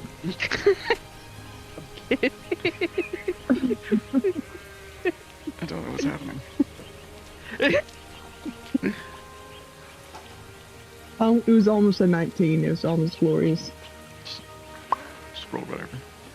Pretty much. So as you search the body, you find like sheep's wool, just a little bit of sheep's wool.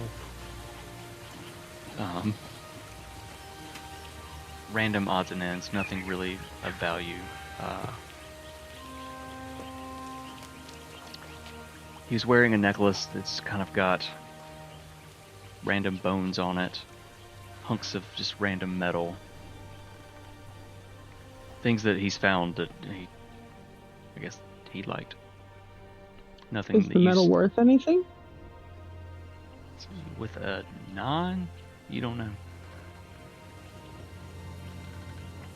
He just had a basic kind of loincloth on and very rough, beat-up looking boots, but you don't find much. He's not carrying any currency. Broke bitch.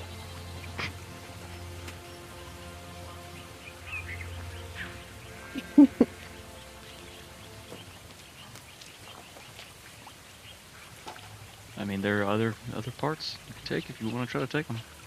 Dante, what are you doing? I'm gonna look at Nim as they walk over and Gil, make sure I was saying that correct, and introduce myself. Hi, I'm Dante. Hi, And Dante. they look on my shoulder and I see the falcon and this is odd. I haven't given him a name yet.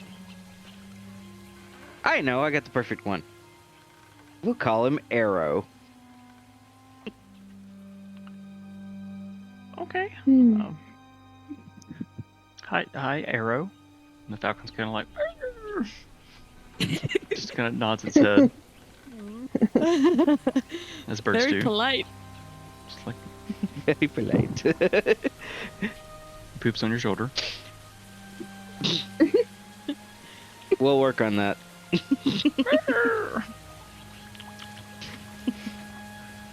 It's Dante and Arrow. It's nice to meet you. Nice to meet you too. Where did you come from? How did you get here? Where are you from? Well, a couple hours that way is my brain just farted and I forgot the name of the place. Stralenloch. It's a little town, not too far that way. I was just kind of out, just flying around, seeing what was going on, and I heard the big booming, and I heard screaming, and I heard all kinds of stuff. So I figured I'd come check it out. Nice. Thank you for helping us. We do appreciate it. Indeed. Glad to help. What is she doing? Scavenging. Is she okay? That's normal for her. Just another day. Yeah. And as they say that, I'm gonna be laughing gleefully, and I'm gonna be, like, trying to harvest the eye. If Gil turns around, I'm just gonna grab his shoulder and be like, don't, just Focus here. Focus here. Just gonna pull him back around. I'm gonna say, Gil, this is the Gleeman. Gleeman, this is Gil. Hi, Gleeman. Hello. Stop. Hello, Gil. Gil, that's what you said your name is, right? Yeah. Hello. Oh my gosh. Oh. Yes. He's kinda just, and he sits down. He walks over and he sits down on the rock. Disregard him. He is very crotchety. He And takes out his pipe. despite his name. Takes out his pipe and he packs it and sits over there. Despite his name, he's very crotchety. So I apologize. I'll be brave and walk over to the Gleeman and just ask him if he's okay.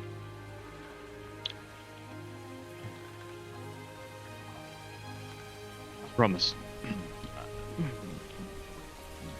Kind of wiggles his mustache and begins to talk. I like people, I do. But this grows exhausting. No. Would you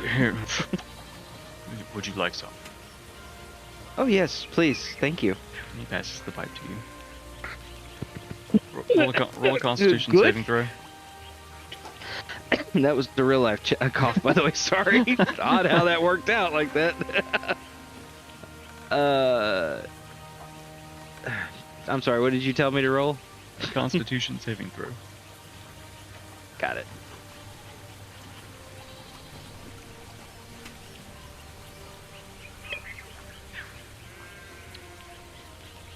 Damn. You're like.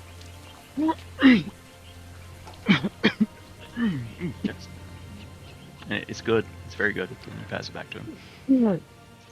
Good shit. Yes. Magic. He goes back. Yes, just that'll kinda put hair. staring off into space and puffing on his pipe. Reed, roll a survival check as you try to carve the eye.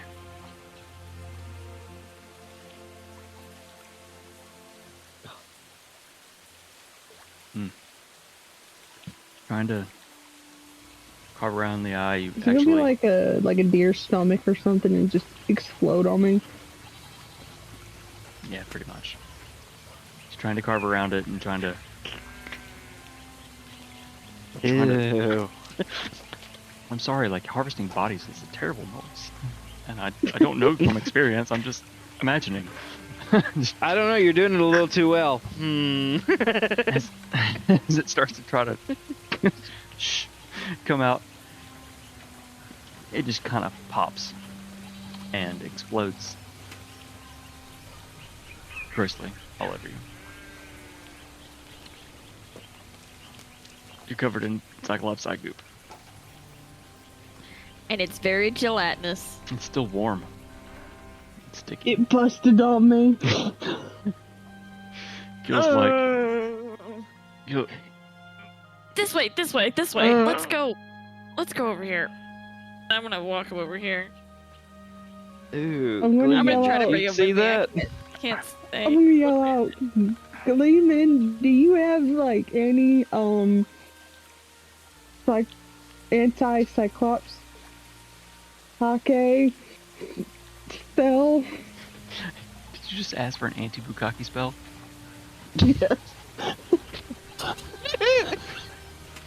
Yes. Yes, she did. I'm really glad I upped all of the mature ratings on this evening. Like, I check all those fuckers after the dragon booty hole. I'm like, check all those fuckers. Like, just to make sure. Let's cover. Let's cover our booty holes. Yes, thank you. I'm Thing here is, all like, night. He stands up. This is me asking this. Did we ever come up with a group name? The booty holes. John and I did in whispers. Oh, what was it? We talked about it. It's up for you guys to decide in game though. Right Yeah, now, I just Okay. haven't had a chance to bring it up. right now the Gleeman walks over a little bit closer. He's like, "Did you really just ask me for that? How do you even know what that is?" I've seen some shit, Gleeman. I believe. What people will do for a cinnamon roll, Oh, including selling me. oh. I don't. Remind me to erase my memory later. He casts prestidigitation. All of the nasty Cyclops eye jizz disappears. That's where we're going with this now. You're no longer soiled. You're welcome. Turns around and he Thank you.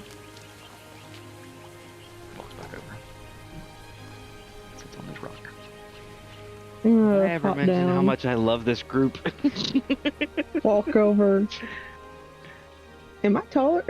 Who's taller, Gil or me? He is just a little bit taller than you. I'll take it, man. Damn. Okay, Oh, she's still short. Still the I'm shortest. gonna turn to Dante on that. I'm like, you better keep your mouth closed while you sleep, motherfucker. Well, I've seen how you tried to get the teeth out of that Cyclops. Didn't look very easy for you, did it? Reed, roll I an think I intimidation might be check. safe. It's better. Oh shit. Reed, Oh, roll an shit. intimidation check. Oh shit. It's better when I'm small. Somehow, yeah. That's Let's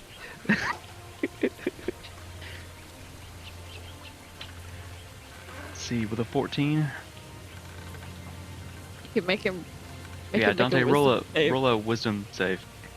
He's gonna fucking get with like a 35. Yeah, probably. Ooh, 16. You see Reed trying to be scary, trying to fuck with you, and you're just kind of like,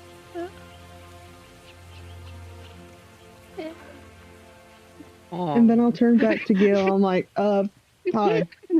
I'm Reed. Hi, I'm Gil. What? I'll take his hand. What?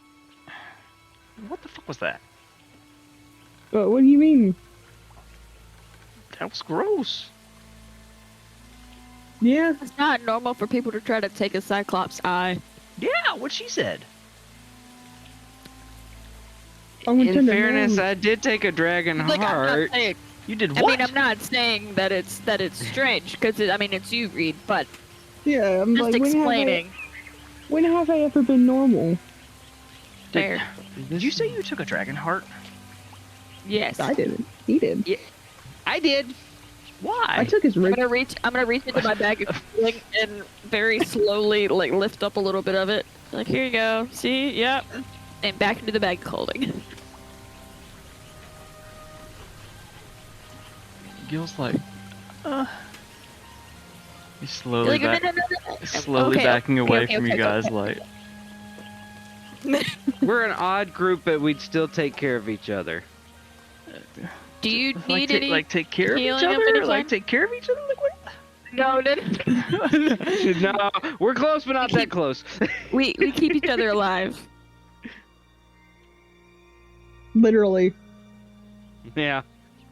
Well, I don't know. Makes sense. All of you, Well. roll a persuasion check.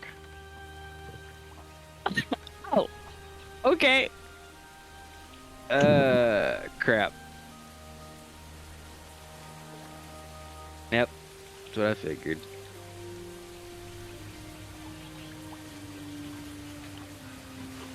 The Rizzler is very awkward tonight. I did better. Yeah. Both of them. Yeah. The Yeah, you did. anti-people halfling. You guys averaged a 7.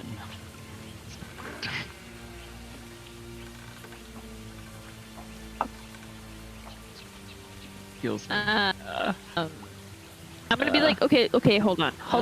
Let's start over. okay. I know this is strange. We've been through some stuff over the last week or so. Some very hard stuff. Seems like it. Sorry. Didn't mean to off-put you. How far is Reed, that you need- Stralenloch? Stralenloch, right? Is that how you say it? Yeah, that's Stralenloch. It's about an hour that way. I can show you the way. Just Okay. just don't eat me. We're not. Reed, Not enough meat for me. you're fine. You're like, I'm kidding. I don't eat people. He was. That guy's kind of people. I guess you didn't eat him, but okay. I am gonna point at the sheep and be like, he murdered a sheep. So, Yeah, he probably had them so he could eat them. I mean. and he didn't eat it. He threw it at me. I bet he would have eaten all of needed it. you, and he would have eaten that sheep too. I mean. There. All right. No, not really, because we would. Not really, because we would really taste bad.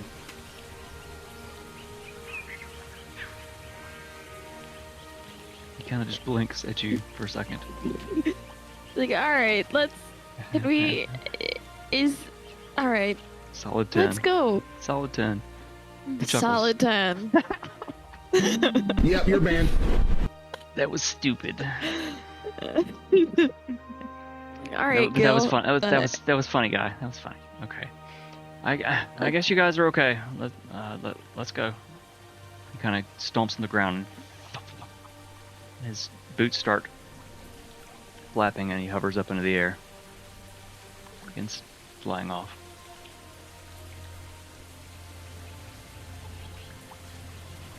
You guys all kind of follow on foot, I guess. Mm-hmm. Gleeman hadn't moved. He didn't know what's going on. He's out of earshot. Come on, Gleeman. We're following Or go- the new dude. Or go to Stralenloch. More, okay. Okay. And you guys make your way up, following Gil.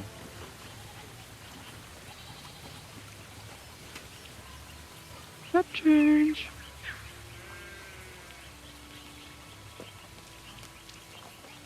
Let me switch to the other one.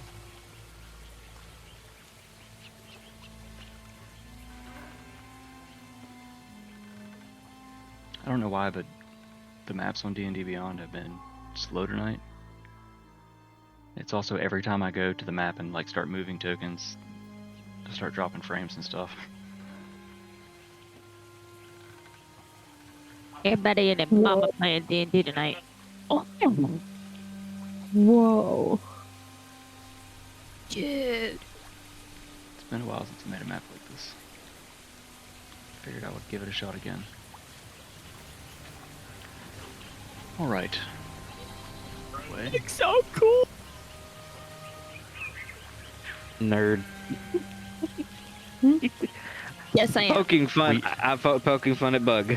We are all nerds, dude. Otherwise, we Duh. wouldn't be here. Oh yeah. Alright. Let's hydrate. Uh-oh, I have nothing to hydrate with.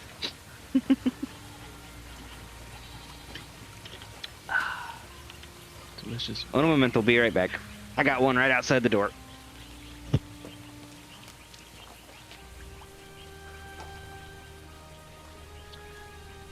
So let's take half a second. And let's play Nim's character video again. Oh, okay. If you're watching on Rod's channel, switch to Solid 10 D&D for a minute for the visuals. Solid 10 D&D. I'm gonna flip it over just for a minute. I'm gonna get my brain together before we continue. BRB.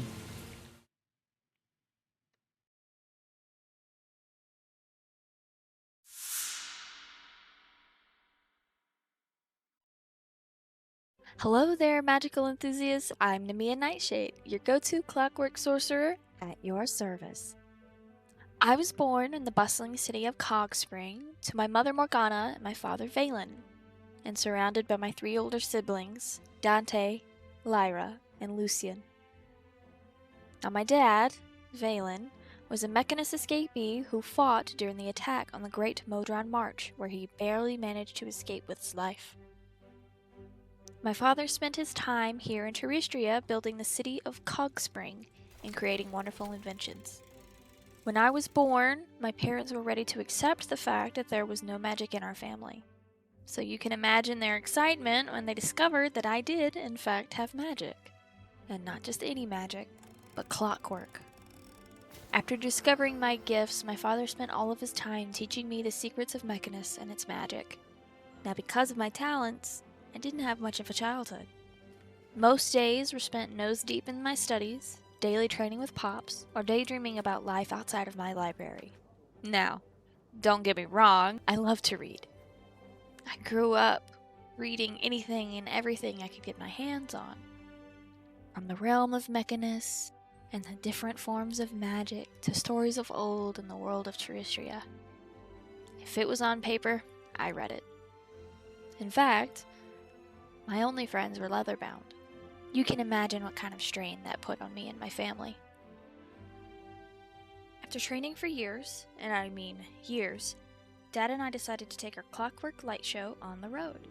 We set our sights on the prestigious Scothers Arcanum in Nafnan.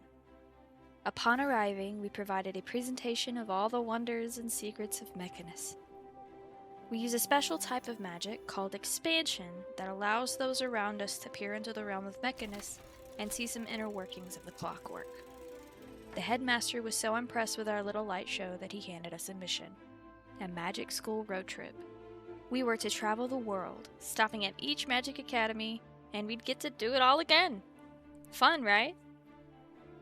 Unfortunately, due to Dad being the founder of Cogspring and kind of the mastermind behind the machines there, he couldn't join me, but he trusted me with the quest instead. No pressure, right? With the well wishes of my father, a special letter in one hand, my travel pack, and my talents to keep me company, I set out on my own, leaving Cogspring behind and the world ahead of me. On these magical roads of Teristria, I will say I've had my fair share of oddball, often fleeting companions. For example, a narcoleptic dragonborn and a bard that was a little too attached to his pony. Not that I asked anything about it, I just let him live his best life. Then there are other companions that stick around for the hard times. My closest friend and longest travel companion, Reed Mossfoot, is a fiery little halfling druid with a temper shorter than she is. And trust me, you do not want to be on her bad side. After some time on the road together and crazy adventures, Reed and I met Dante's Inferno in the sands of Suria, literally the middle of nowhere. Dante is equipped with some impressive bow skills, but a comedy routine that could use a little bit of work. After becoming fast friends, it was all clear to us that we could use each other's skills, so we set out on our adventure together. Now I get to tell you about the Void Tome, my longest companion besides Reed. This odd companion is a plain black leather-bound book that fits right into the palm of your hand. Unassuming and uninteresting. In the time since it fell into my hands, I have discovered that it is a long-lost Terrestrian myth, and it is one of a set of magical tomes lost to time. In the time since discovering it, it has created a strong bond with me and my magic, growing with me as my magic does. Due to being lost to history for so long, there are no recordings as to what other powers these tomes may wield, but it is clear to me they do not want to fall into the wrong hands. And so the Void Tome helps guide us to new friends and other tomes, but to what end? So join me, Reed, Dante, and the powers that be as we discover the powers of the tomes and the secrets of the land, because who said saving the world can't be a bit weird? And a whole lot of fun.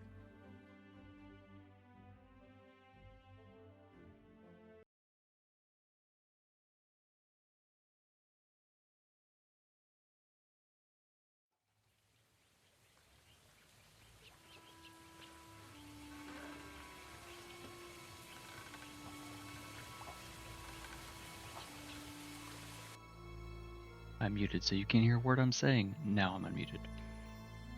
Let me unmute everybody. There we go. Way to Love go. that video. Way to go, boss man. Way to go. Yeah, no, I forgot to hit the key. Hotkeys. Super excited about that video. I'm excited about Reed and Dante's videos. They're gonna start working on. I need to actually start working on the story so far video. The character backstory covers a little bit of that, but the story so far is probably going to be in segments because there's been quite a bit of story. There has really been, yeah. So let me get some ambiance. built. Really? Really. Really? Oh my god. Oh my god. Don't ever do that again. Yeah, exactly. Please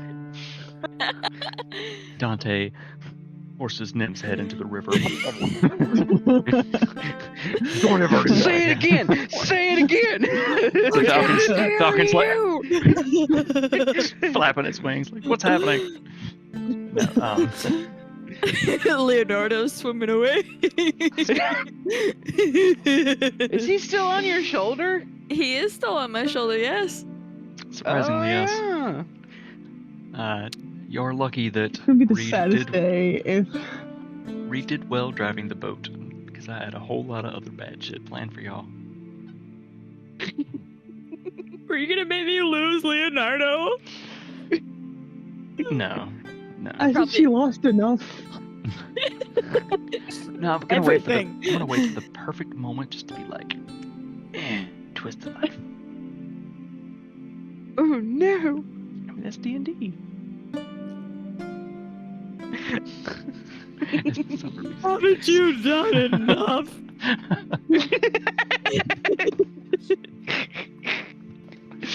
Anyway, getting back to our story together. You guys walk. Gil flies with his awesome mechanical boots flying. I'm pretty sure a good way away from us. Kind of watching over his shoulder. As we're walking, Nim is gonna take out her notebook and start scribbling. Okay. Writing. What are you writing? A letter. A letter. A letter. All right. So kind of walking, not really paying attention, and writing furiously in your notebook. Yes. You guys doing anything while you walk? Read, Dante. I'm just gonna admire Reed's new height. Like, hey, you're almost up No, on I'm my short level. again. And she's short again. Oh, As soon as she got that Oh, tooth well. out, she's like, it only lasts a minute. So Ah. combat ended, and it was nice to see you on my level for a little while. I am Still gonna look add. up at him.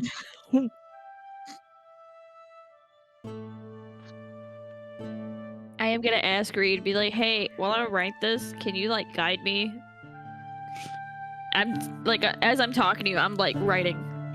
Okay, yeah, and I'm like, I'm gonna grab hand your part cloak. of my cloak, yeah. Hand part of my cloak to her. Okay. Tiefling Care 101. How to take care of your nerd friend. Part 1. How to take care of your bookish friends. So you guys walk for a while, kind of shoot the shit. As I'm writing, I will ask and be like, so Gleeman, we kind of talked. Random odd question. Have you ever been to Cog Spring?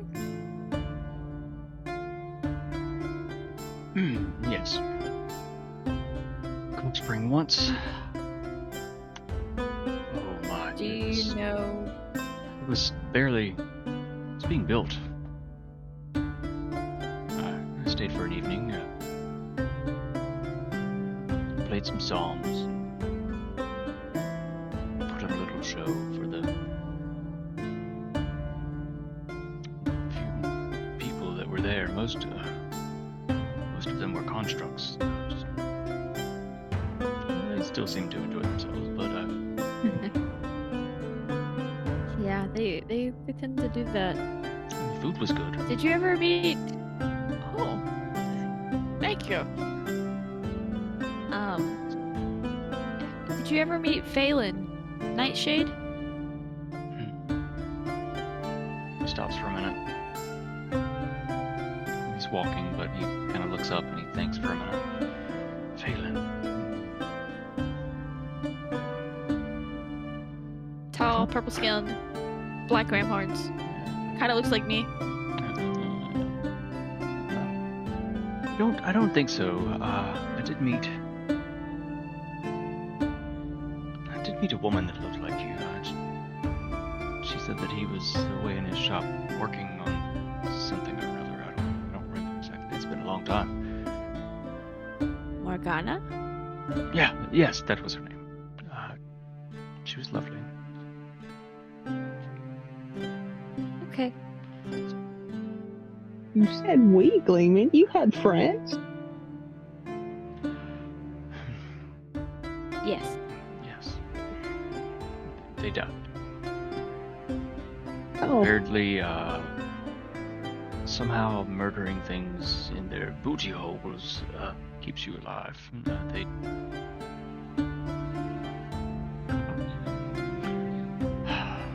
If I must talk about this again. The beholder that we fought in Whitehall. Maloculus.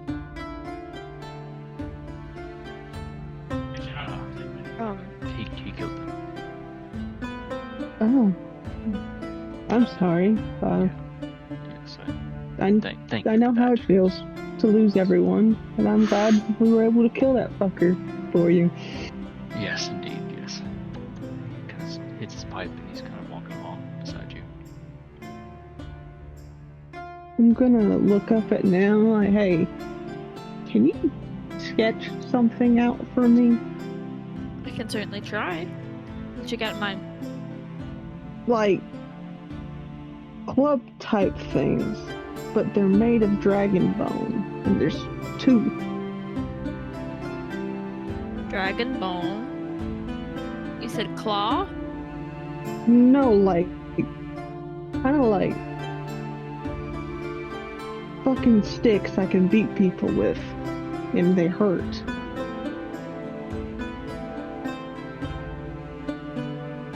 like pop, pop, and I can climb with them, and I could like grapple motherfucker and choke him out. Choke him out. Oh my.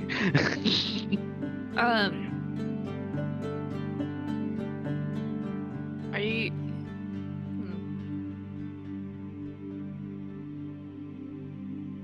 Okay. All right. Is that what you were talking about? Yes. Nice. Okay. Reach is bad with words, so you know. Okay, I get this. I'll thing, this stuff. Cha. You get a rough idea of what she's talking about. It's not super accurate, but you get a rough idea. And as you talk for a while, like she continuously kind of explains it more and more, and she's giving you notes as you kind of sketch it, and you get it pretty close. Okay. And I will take my notebook and I will turn it around and show her, like this. Yeah, that's perfect. Okay. All right. Perfect.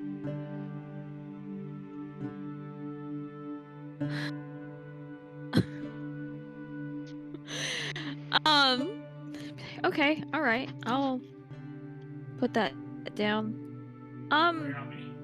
Hey, Gil. This is probably a dumb question, but do you guys have a do y'all have a courier or Sorry, all the side chats going bananas, and it's hilarious. So sorry.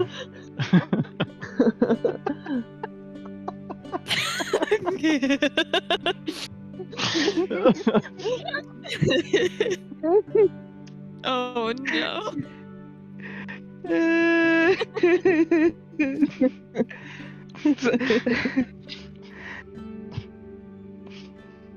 Okay, I'm fine. You're fine. Shut up.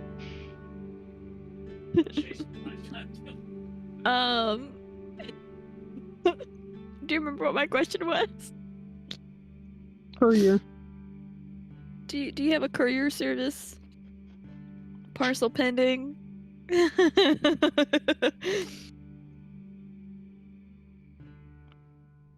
are you talking to? I'm so sorry. I'm talking to Gil. Gil. I'm asking if He's in front of you a little ways up in the air, so you're kind of gonna have to shout. Hey, Gil. Yeah, and he kind of flutters back down, and he hovers at about head height so he can speak with you. So this seems like a dumb question, but does Stralenloch have like a postal service or courier or parcel pending? Are you trying to send a letter? Is that what you're trying to say? You're trying to send a letter? Yes. Yes. I think so. I mean, slow, but yeah, I think so. I think there are people that you could pay to take something somewhere. Okay.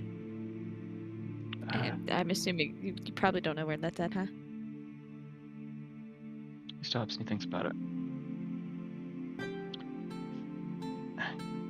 There's probably a guy at the tavern that will know. Okay. We can go talk to them there. Okay. All right. Well, thank you. Lead on. Yeah. So, is there anything else you guys want to do as you're walking? Dante, Mr. Gleeman, may I have some more of your pipe? It's like, you've been walking for a minute and you're just kind of like it's starting to fade. And Gleeman's still just walking along, puffing. Now he's definitely a Gleeman. Kind of looks at it and there's probably one more. Be careful. So you take it, I'm assuming. Yes. Roll another Constitution saving throw for me.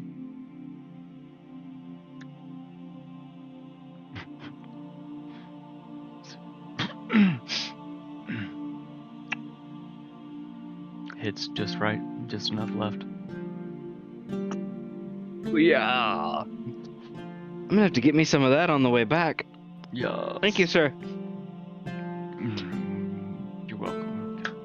Kind of pats it out and puts his pipe away. As you round a little bend, you're on a hilltop, and the road kind of meanders down through some thick pine trees. Before you sits a small town on the edge of a river that runs out into a lake.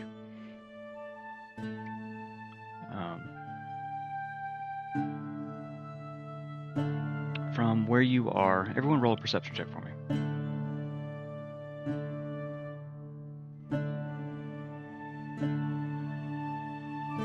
Solid 10. Solid 10, D&D, what's up? Brr, brr, brr, brr. Alright. I guess the Gleeman will look. No, Gleeman's not gonna look. He's been in his pipe all day. He's like, nah, man.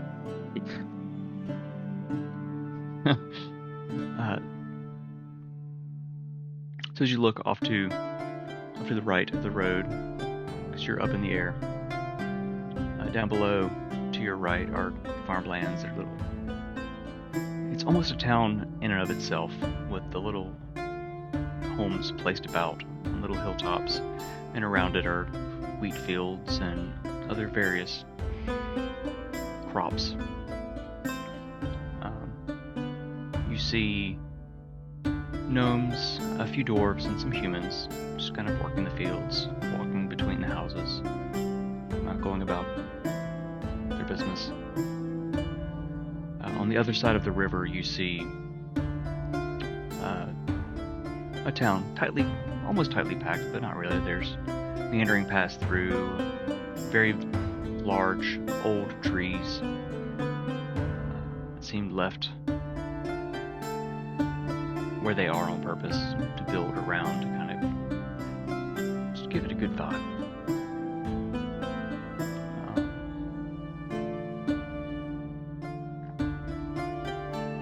Of the people you can see from this distance, it's the same mixture of gnomes and dwarves and humans.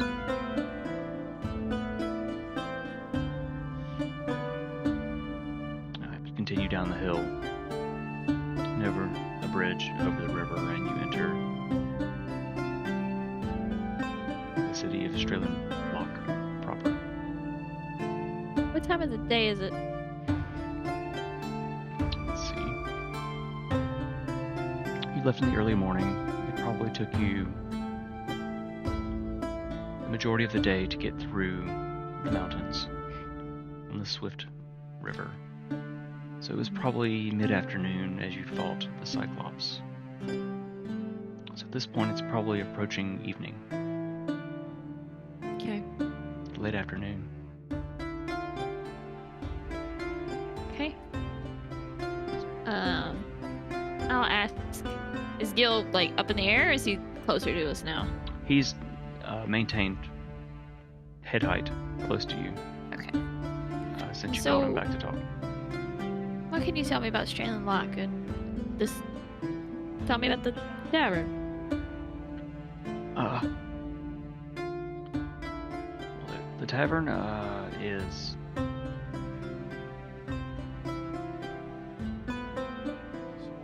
taverns. If we go this way, it's over there. Can we go? Can I go drop some of my stuff off first? Yeah, sure. Do you Okay, want us to just- come with of you? Do course. you want us to wait here? You can come with me if you'd like. Just don't kill anybody along the way. We're not. Don't worry. Reed. No fights. I just got here. I don't think I haven't forgotten that farmer. He started that shit. I was talking to the kid. I don't Either think way. I want to even know this story.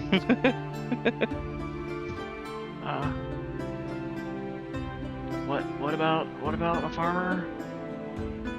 Um, Kind of stops and he lands, and in all of his 3 foot 2 inches, fight. He kind of stops. He turns and he faces you, kind of trying to, like, almost body blocking you with everything he's got. We were in a town, and someone got offended of Reed's tone, and they thought that we were being offensive and decided to start a fight with us. So, to be fair, Reed was not talking to the farmer. She was talking to a pig. She was talking to a pig. But he took the phrase "oink oink, motherfucker," thinking that she was talking to him, even after we tried to explain that she was not talking to him. He was pig-headed more than the pig. Nim, roll a persuasion check. Oh no. Oh no, okay. You can do it. It's fine. It's fine. It's not fine.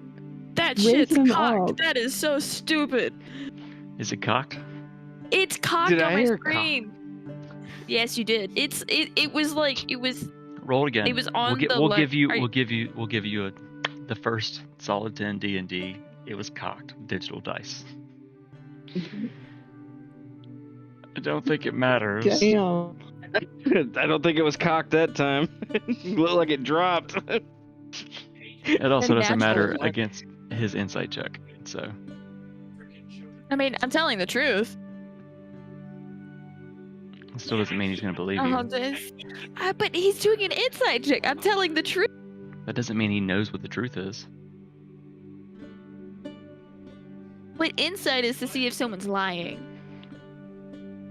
It's to pick up on body language to sense, like, you can't read minds with an insight check. Hey. Right?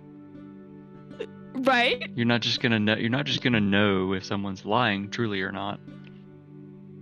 Okay. That's fair. Or she Body- cocked it, body now she's trying to language. block it. Body language, Yeah. speech habits, and change in mannerisms. So he I'll tell you what, Gil. If you're uncomfortable, we'll wait here. You can go drop your things off. We'll wait right here if you're not comfortable. That way you can show us to the tavern.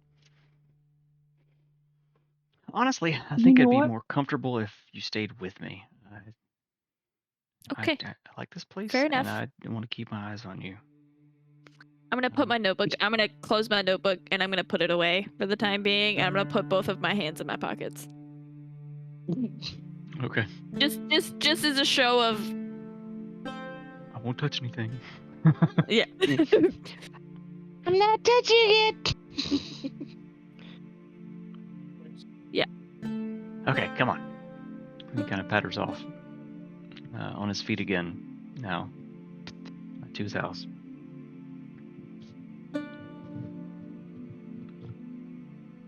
It's nothing fancy, just a little kind of cottage. He reaches up and he opens the door and he goes in. And as you go in, you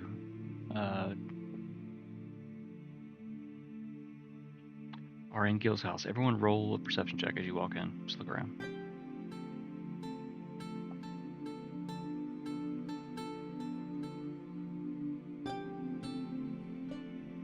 A Dirty natural 20. 20. Very nice. But you guys, 21, 12, and 20. Shit. A natural 20. As you walk in, you look around and you notice all of these tools and bottles and flasks and all of these just different things used to build and create, and you see some unfinished orbs like the ones that he used that he threw at the Cyclops on a workbench.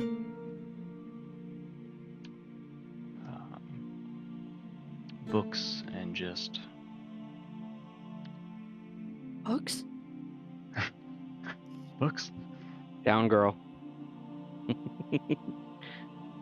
Nice place you have here, Gil. Oh, thanks.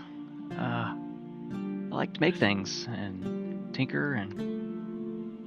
Can I ask what those orbs are? I saw them earlier whenever we were fighting the Cyclops. He gets really excited. Like he kind of takes his belt off, puts it aside, and he takes his pack off, puts it over there. Goes over to his workbench, which is very low. It's gnome height. So, you like this? This is my firebomb. I made these. Firebomb? Yeah.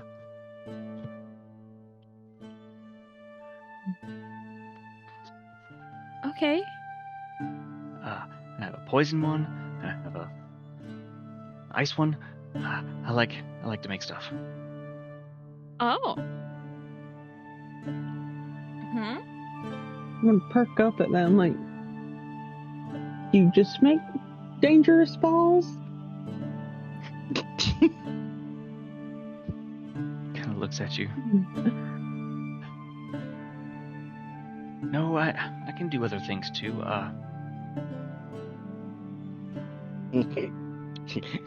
Gleeman, she said balls. Don't.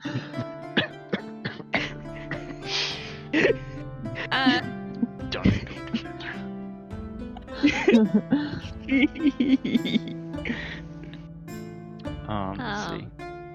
Nim, with her hands still in her pockets, Nim is gonna lean in close to the orbs and just kind of like take a closer look. And she's like, I'm not touching. I'm just looking. And ask. I like how she told us she's not gonna touch anything. She didn't tell us to put our hands in our pockets. Dante? Should we go pick stuff up? Touching everything. I'm not touching it. Nim is gonna have you ever? How long have you been building things?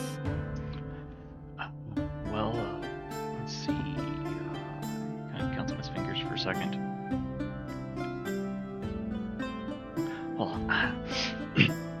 kind of looks a little proud and he fixes his tunic a little bit. Well, I'm 103. No, I look young. But since I was 7, so math. Oh, Yeah, that's Yeah. very impressive. Oh, Sorry, thank you. Thank you. I've grown up around constructs, so this is very impressive. Oh, like pulls out this little clockwork object where things are kind of just spinning and clicking. Yeah. Ooh, Can I? you like my boots? Mhm. Can I take a look at the thing that he's holding out? It's like, yes, I do. This reminds me of home. Yeah, roll an investigation check. Or roll the clockwork lower check, actually.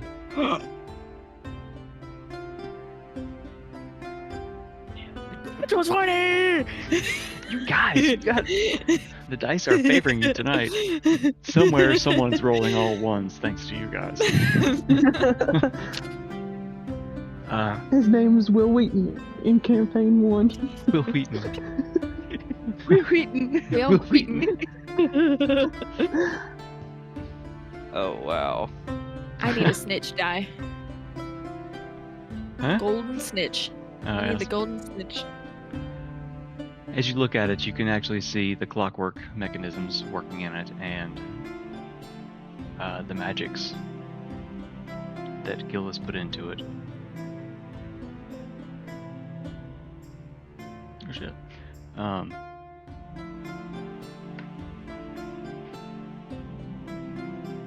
From a fucking 30, you kind of put together that he's an artificer.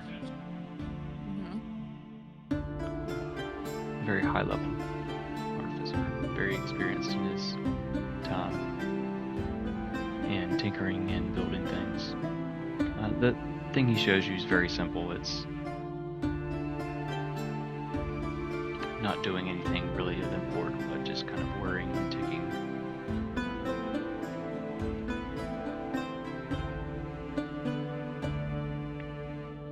But it's not smoking or blowing up or anything, so that's good. Okay. And Can you yes, the that is- killers and what? that is very impressive. Very, very nicely done. Thank you. Gonna put it back up on the shelf.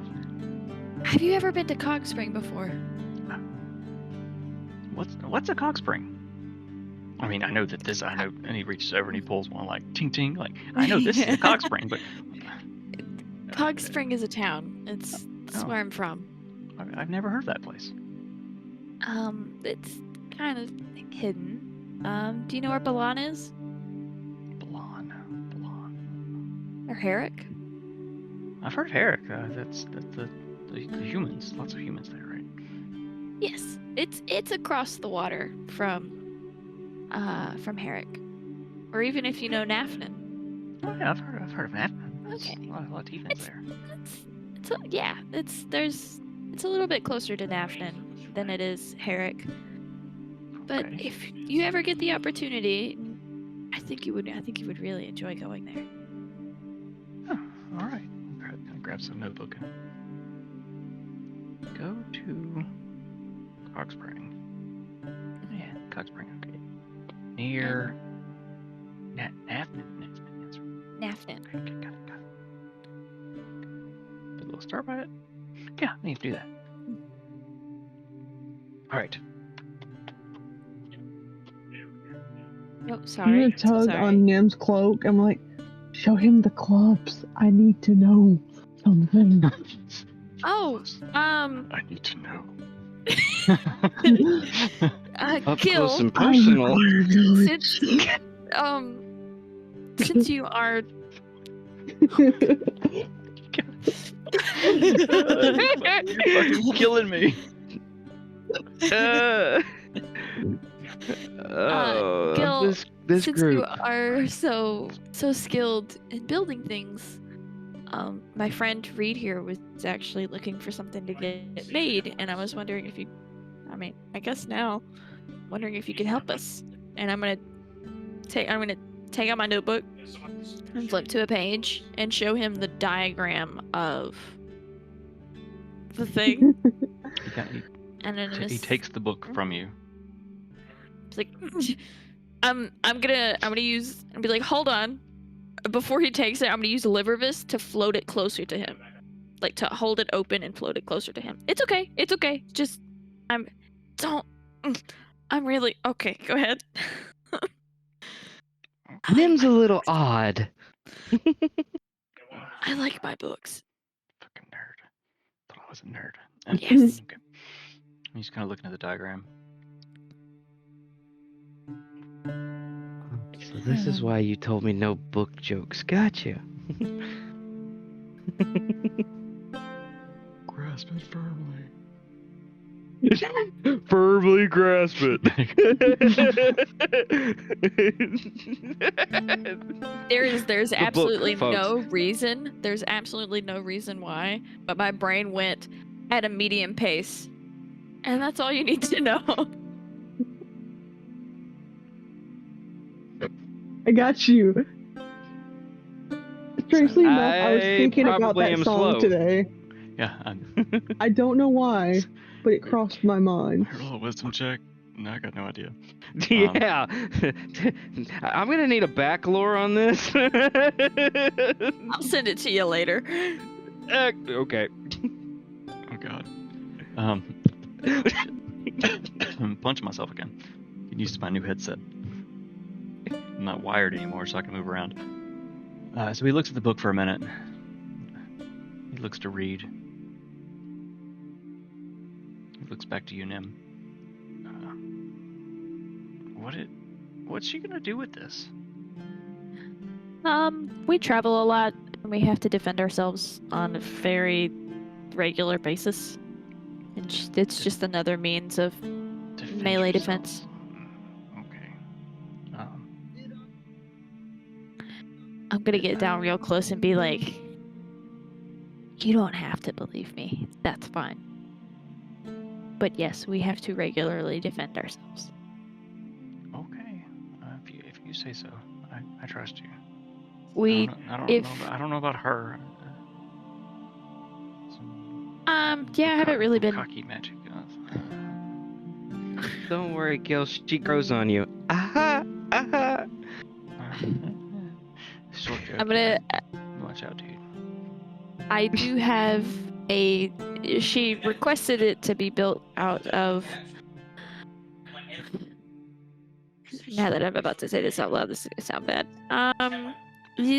We have a rib bone of a young red dragon, and she requested for it to be made out of that. I do have it with me. Do you want me to retrieve it?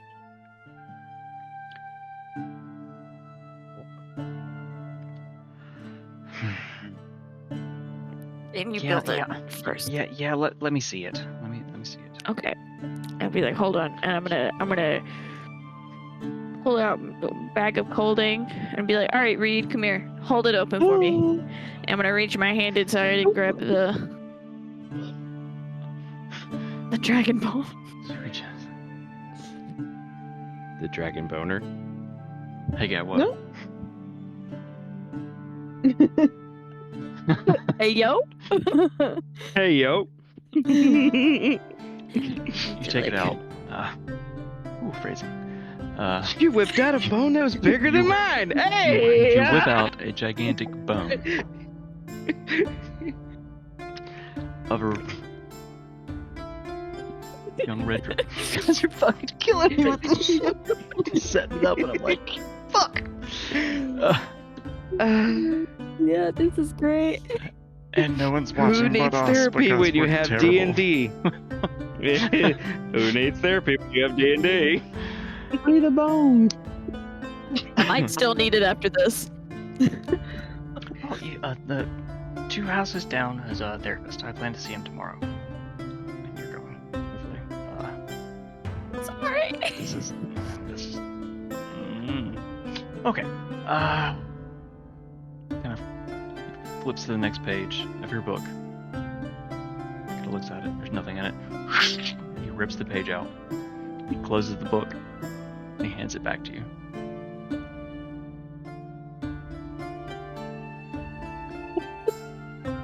Here. Oh, You can't hear it, but Nim is squeaking like Loki after the Hulk bashed the shit out of him.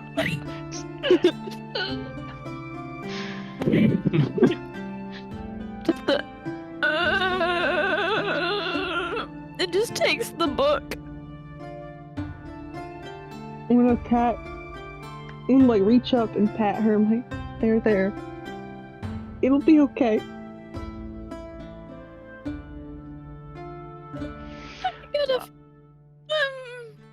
It's fine. I'm fine. Just let it all out. Thank you. Thank you so much, Gil. What's happening? Thank What's you. happening? So around your body, as this happens, like this aura begins to kind of pulsate, and just this purple energy. You're so upset. Just.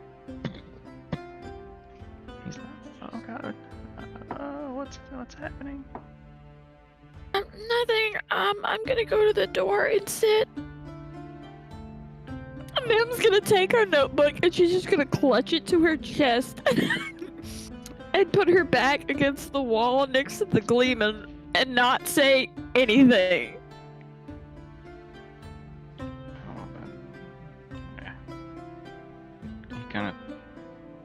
He's weary of getting close to Reed, but he's kind of. Is she okay?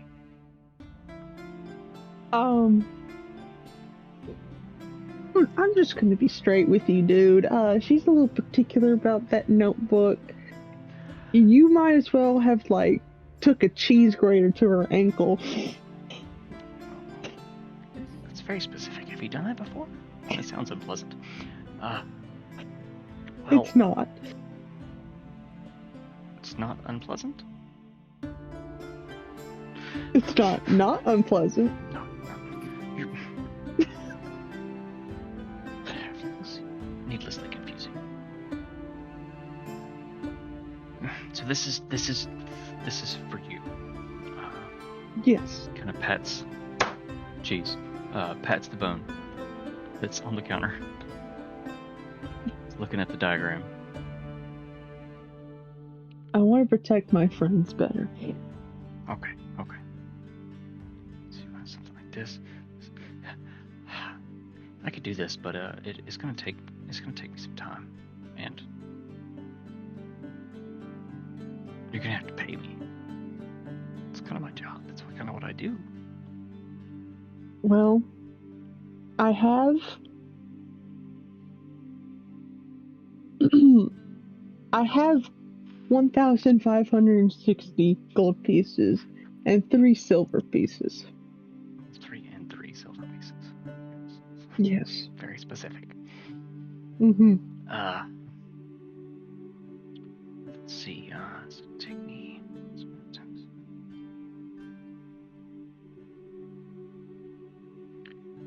Okay, before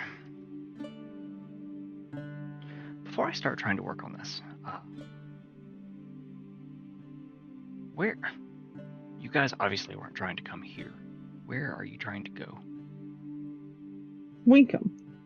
Kind of looks. I saw it in a dream. You saw it in a dream. She did Oh, too. That's Yes. oh, I've got crazies in my house. I knew they were weird, but fuck, they're not crazy. Okay. Wenkam. Yeah, that's a couple days. Journey. Follow the river. Yeah, past. River break. It's a small town on the other side of the river. If you keep following the river, you hit the lake. You follow the lake, and you're at Wenkam. A couple days, not too far.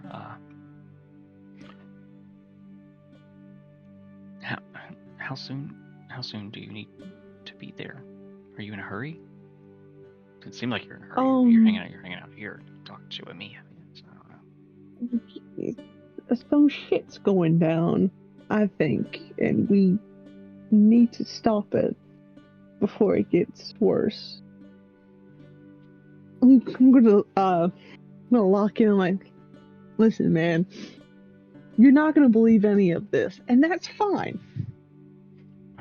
But before you hang on, he goes over and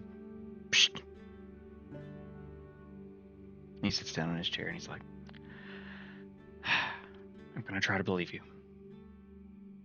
Tim's gonna look at the Gleeman. Are you guys thirsty? You guys want anything? I'm so sorry. I'm a terrible guest. I got excited about my pigeons. Something to drink, snacks. You have any tobacco? whatever you have. I mean, I've got a beer, and I've got water and snacks. I've got just some bread. Nothing fancy. I fucking love bread. Give me some beer and bread. Beer and bread. Okay. Por favor. Anything else? Gleeman's like, yeah, I'll have the beer.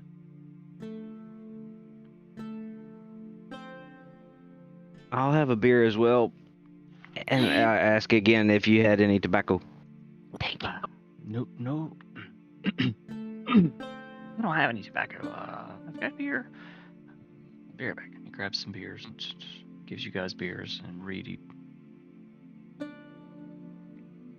You look Can I confused. do an insight check? Sure. What are you looking for? That cough, that voice. Oh, Was that just a John? That was just a, Okay. That was just a me Okay. That was just- switching.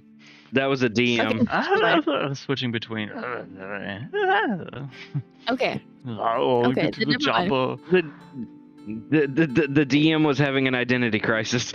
I was, yeah. I was going from Squeaky Gnome to Grumpy Gleeman. Okay.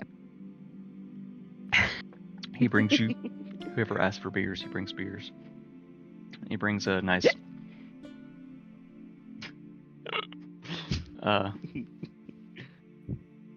Nice big slice of bread with honey and butter slathered across it for I'm gonna Reed.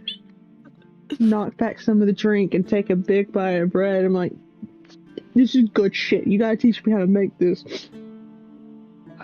Red Solo Cup. Kind of scribbles. Here you go.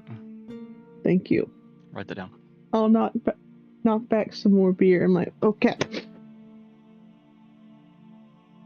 So a couple of days ago, that purple tiefling right there, I had to watch my best friend die for the second time.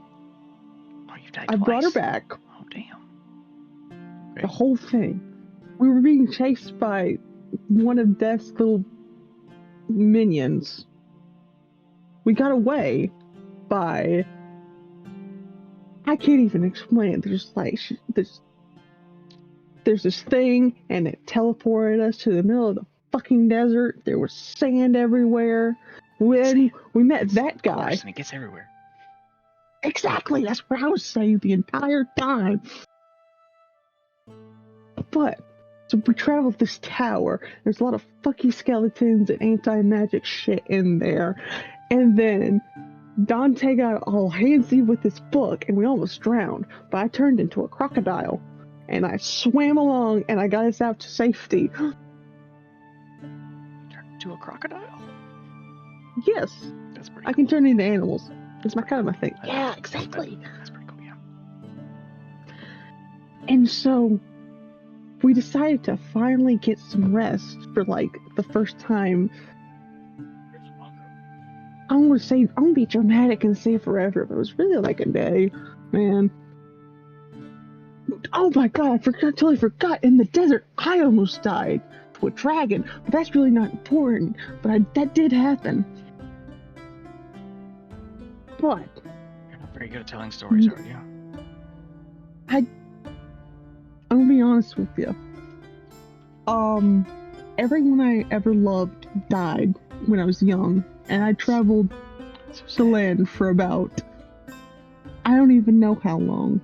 So sad. So I'm a little bit feral. I'm a little bit bad with people. She usually does the talking for me, but she's I can tell you. she's out of it right now. Mm. And don't worry about it. She'll be fine. I think she will. Don't worry about it. Be fine. See, even she says so. Just hang on a second. What? He takes the sheet. He takes the sheet that he tore from the book. Goes over to his workbench.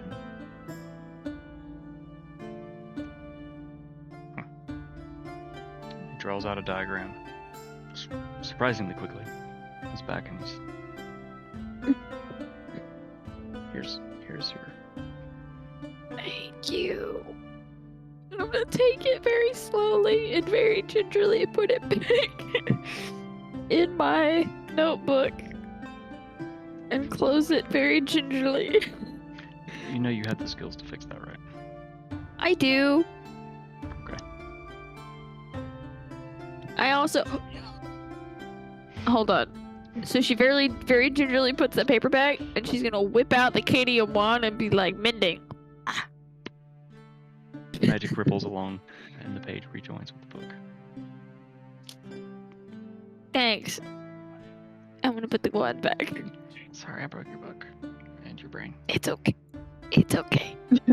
You didn't know. Thank you. It's okay. She's been through a lot lately. You're blocking your microphone. I can't hear you. You can't talk like this because it blocks the microphone. She's been through a lot lately. We had other friends on this trip, but they kind of left, and that made her sad. And then she had this like really cool staff, but it broke, and all she has is the gem. So she's kind of losing it.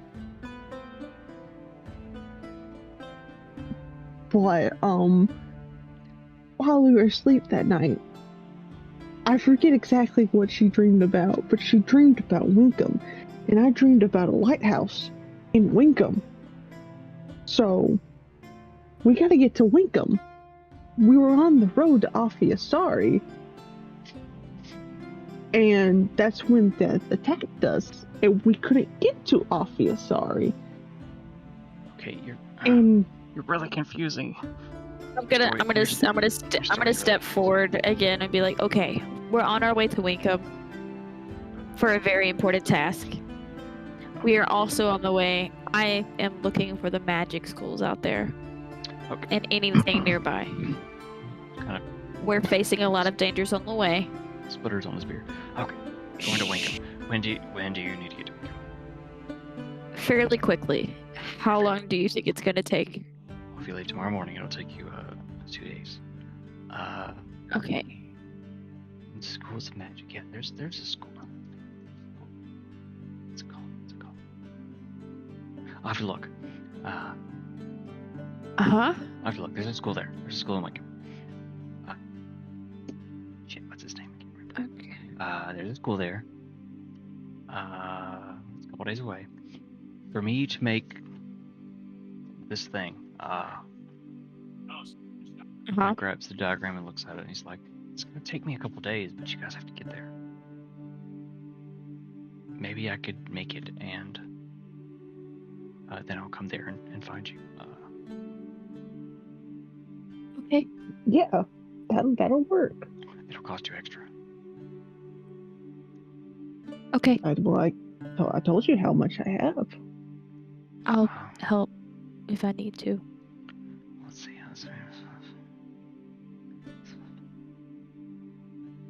Let me think about it and figure it out. I'm still not sure about you all. You're fucking weird. I mean, I'm fucking weird too. That's fair. I That's fair. I know. You throw balls at people. Obviously, I'm compensating because I'm 3 foot 2 inches tall. Shut up. A gnome. I'm sexy. Leave me alone. Anyway. Sexy, no. Let's go. Okay, we've pre-gamed. We've all had beers. We've had our chat. I've got your nice diagram. I'm going to. If he's gonna get some stuff, I'm gonna take 2 gold out of my pack and put it next to the diagram. Oh, that's too. Thank you. It's for the food No, don't worry about it. and the help. Yeah, well, let's go to the tavern and see about your letter, and have some drinks. After what? Feeding you guys, I need more, and let's not drink my stash. I made this fair. myself. Very good. Very good.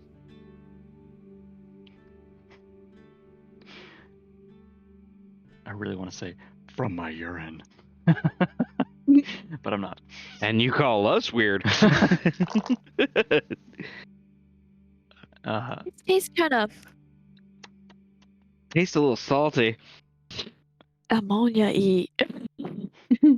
Ooh. Oh, I should probably work on the mixture then. That should be filtered out.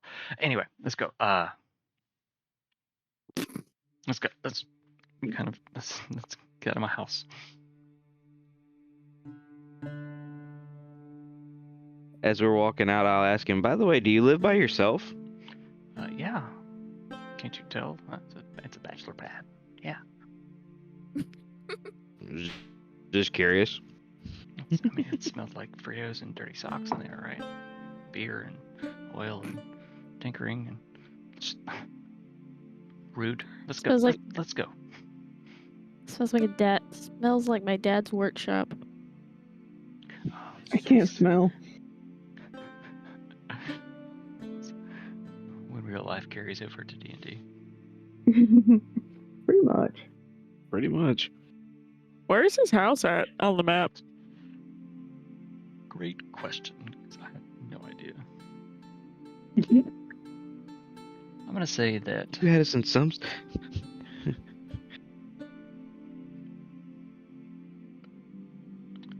gonna say that. Where am I talking about? Say that this is Gil's house. Come on, computer. It does not like when I do anything with the map. Frames drop and shit's still sorting. Hold on. Let me reload because it doesn't look like anything. Okay. Fair enough. Oh wait, let me make this bigger. Yeah, same. I gotta do the same. Hang on. It's Reload. right here. It's in orange. Orange. Ah, okay. There it is, folks. Right there. I'm gonna say that's Gil's house. Okie dokie. Downstairs was simple. A workshop, little sitting area, just a small kitchen. You didn't see upstairs, but you imagine that was probably his living quarters. As you guys leave, I wonder how this will actually work. I don't know how I size this. Oh yeah, it will work. It's very tiny, but it'll work. You guys want to move tokens on this map? Okay. Mhm. Throw your tokens on here. Gleeman. Oh no. Oh, so little.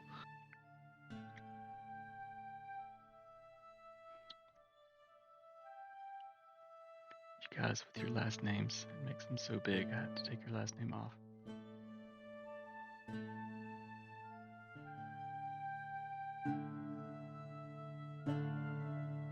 Make Gil red. Gleeman's blue. Alright, so you guys walk out. Dante, you're going to be yellow because of your tone.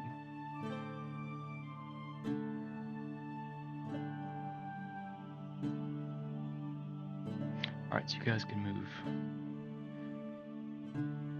Zoom in, so stuff. What? Like how you write Gills on there. I was looking down. I was looking for something. Oh, it's been there for a second. It just I know. I've been preoccupied. how dare you? I'm listening at least.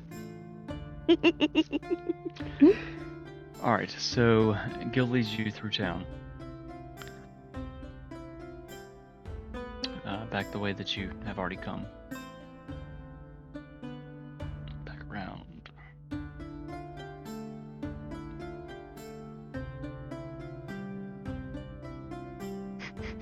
You're walking through people's houses. How rude. As the Gleeman zips through everybody's house. The Gleeman just disappears like, fuck you guys. Superman. You make your way to this kind of rough-looking dive of a looking tavern. It's a creaky sign. What's it named? It's called the Bumpy Tree. Oh.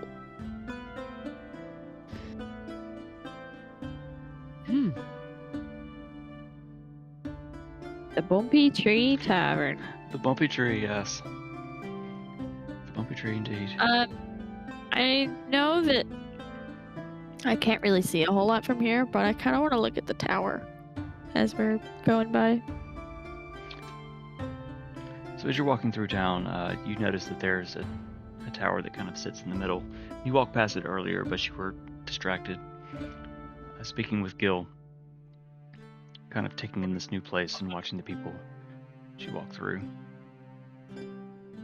You noticed it as you walked by initially at the clock tower, and as you're walking back, your sight is kind of locked on it as you walk. It's a point of reference. Did you want to actually go over to it and look at it before you go into the tavern? Yes, I'll say, give me just a moment, Gil. I'm gonna tell everyone, forgive me, I'm kind of interested. I'm gonna go look at this tower really quickly. Well, there goes Nim and her ooh shiny disease again. So as the rest of you enter the tavern, you split the party, how dare you? No, it's okay. I mean, you guys are welcome to come with me if you want. No, it's okay, it's fine. Gil enters the tavern. Who is staying? Who's going? Is anyone going with them, or is everyone just going in the tavern? Gleeman's going in the tavern. Gil's I'm going gonna in the go with tavern. Gleeman. Okay. Reed, what you doing? I'll go with them. Okay. So Bye, have a beautiful time. have a beautiful time. So Dante, you, the Gleeman, and Gil walk into this just ramshackle-looking tavern. Rough, it's dirty. It's dusty. The light's very dim. Surprisingly, though, there are several. The place is almost packed. There are only a few seats open, And Gil walks up to the bar and kind of shoos a couple people away, and 3 of you go and you sit at the bar. And Gil orders, throws his little hand up, like sitting at the bar. And they bring a few beers, and Gil kind of leans over, because the Gleeman is sitting between you and Gil, and kind of leans over. You still have Birdsey. I don't know what you named Birdsey. I can't remember now. Arrow. Arrow, that's right. You still have Arrow sitting on your shoulder. And Gil kind of leans around, looking past. Kind of looks at both of you. So, how long have you known them? They're kind of weird. You haven't said much. You told that joke. I don't really know. You haven't said much, and you, old man, you just seem high. Yeah, I'm still getting used to being with friends in the group. I've kind of been by myself for a very long time, and I try to make light jokes and such with people to kind of bring a little humor, but I don't know, sometimes I just kind of feel down about myself when I do it.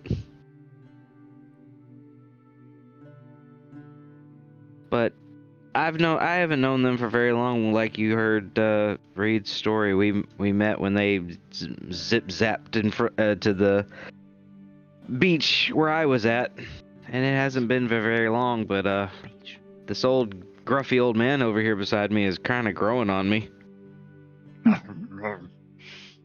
Gleeman just kind of grumbles and turns his beer up. Grumph, grumph, grumph to you too, old man. Gruff, gruff, gruff, grumph, grumph. He puts his beer down and he wipes the foam from his mustache.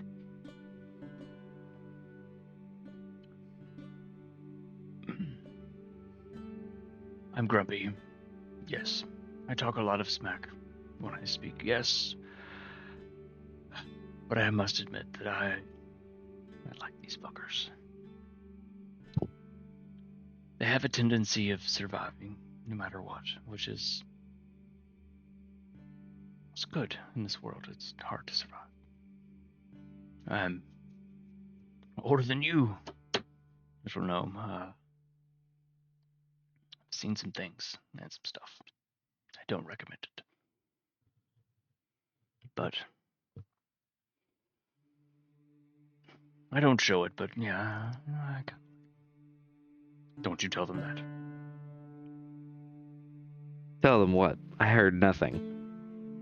Smart man. The Gleeman kind of looks around, and though the tavern is full of people, there's no one playing any music, and he's like, he kills his beer, orders another, and takes it. And he wanders off into the crowd. So it's just Gil kind of slides his seat over next to you. So what's this, what's so important in Wenkam? Like, she said something about something, I don't, she's really bad at telling stories. Do you know what she's talking about? Apparently both of them have had a dream about it, and I passed through there on my way down before I met them, so I was kind of showing them the way back just to go along with them. Okay. Just to kind of see, to help them out on their next journey of what they were following for. But Gotcha. as I'm doing it though, I've kind of been a little cautious of our travels because I had a dream as well. But I was gonna say, like, mine's a lot dark. Having weird dreams. Are you having weird dreams too? Like, am I gonna have weird dreams because I met you guys? Like, what's happening? And he drinks some of his beer. Just trust me, Gil. If you stay away from booty holes, you won't have any nightmares. You'll be good. Booty holes? What are you talking about, booty holes? Like, a couple people stop and look at you. Like, he says booty holes really loud. It's like, what? Record scratch.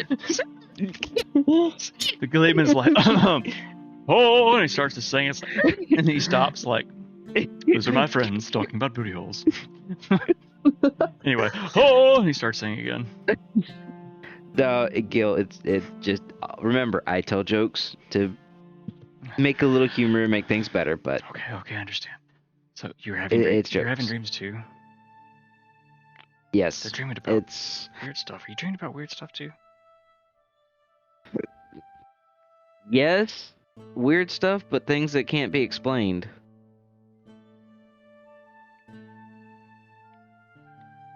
Well, now I just have to. Well. I have to know. Can you tell me? So I guess in the same time frame of when they had theirs about Wenkam, I had my nightmare of running through a dark forest, but it wasn't. It didn't look like I was running like a normal human, like I would run. Did you turn into a crocodile like the other girl did? No. Crocodile. Not that that's not cool. No. I looked like I had furry paws. That's weird. Not as weird as you think. It's almost like, and then he'll look down like this and show him the wolf pendant. It looked like I had wolf paws. Kind of leans in close and he looks at it. Can I hold that? Can I look at it? Sure. So you hand it to him.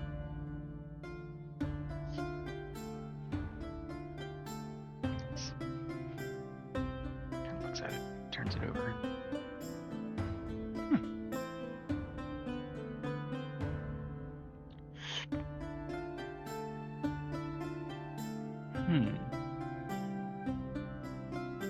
Do you notice something on it? Does it look familiar where- to you? Where did you get this? It was my mother and father's. It seems very old. Oh, yes. Like very old. Yeah. It's been around for a while.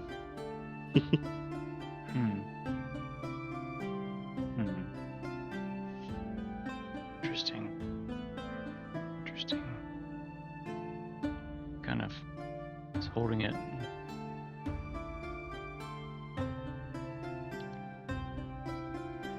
And as he rubs his finger kind of down the side, it kind of clicks. And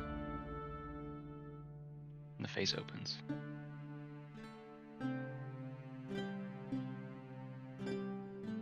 Oh. He closes it back.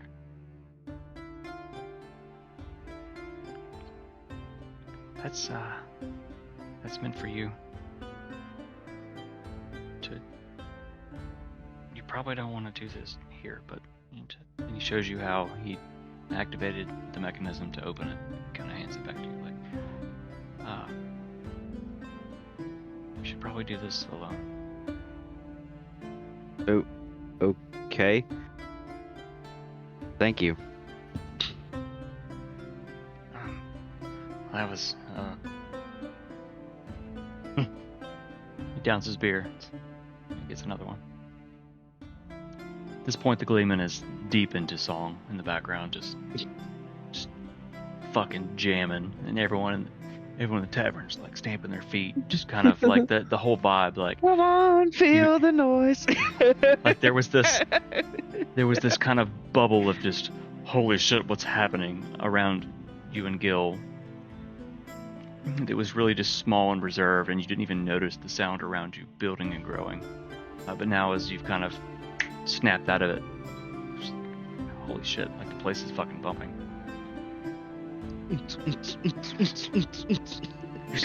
There's fucking gnomes, just dwarves are just like, they all dance differently. The humans are like,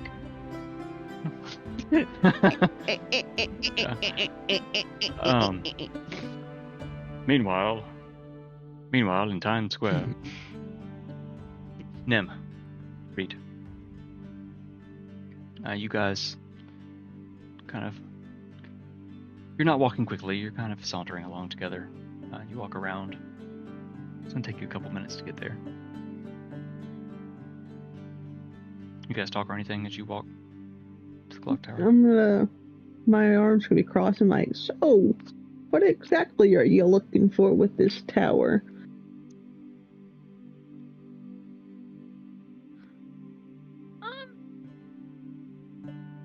Just looking at the clockwork mostly. kind of feeling homesick, but I'll be fine. Just when I see clockwork or clocks of any kind, especially towers, just like to check it out.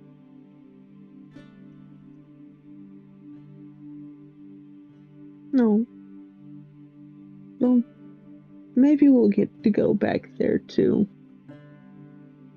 Who knows, when the next dangerous situation arises where we almost die an unfortunate death and we have to teleport out there. Maybe you'll be close to Cog Spring. Hopefully it's not. I hope we make it to Wenkam. I really do. I set out on a task and I haven't been able to do anything of what I planned. What we're doing is kind of important, but sometimes life just has some detours. I still don't know what I'm doing out here. I'm just doing my best, and that's all I can do. And that's all right.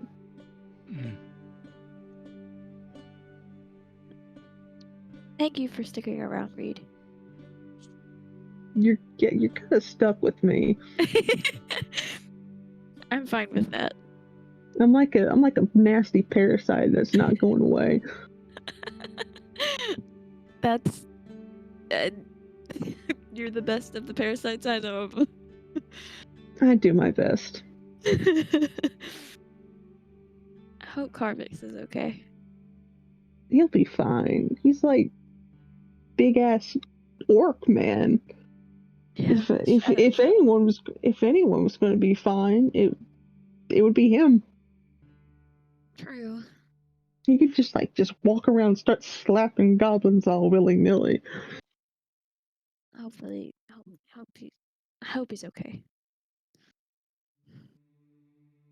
We haven't really been able to talk about it. How are you doing? With what? Everything going on, the book, what happened in the tower. I'm so sorry. I'm so sorry. No, keep going. Keep going. The background noises is normal. in the tower. I know that we were almost off. The sand tower we were just in? Yeah, the sand tower.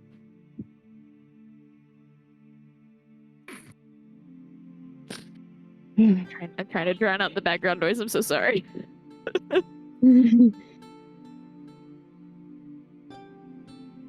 Yeah. Most of my life has been one big disappointment after the other. You go from everyone being slaughtered, and then your mentor dying. Then I was just alone for the longest time.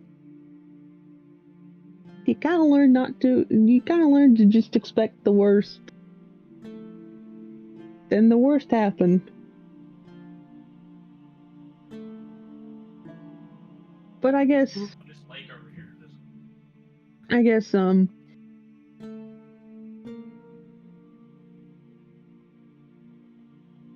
wasn't the worst.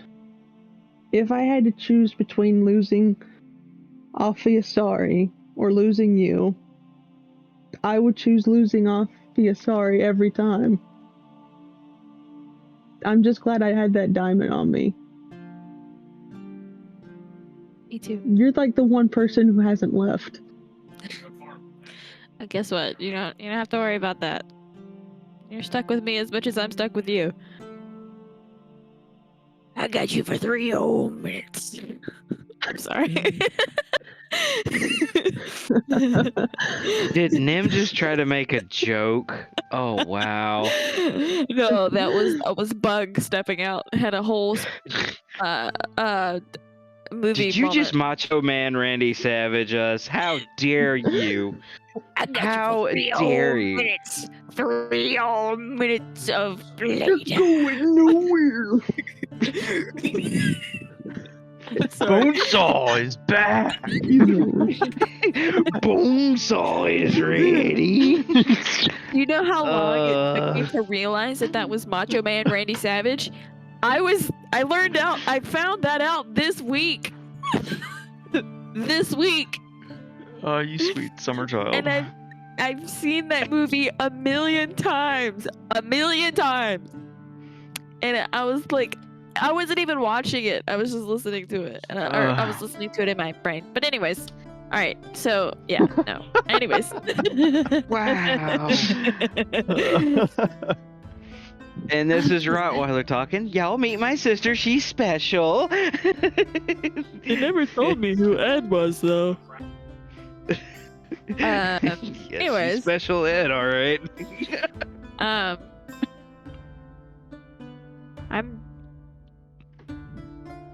glad we found Dante. Yeah. Well, we kind of be like worm food. Yeah. I don't know shit about the desert. We would have real quick. Yeah.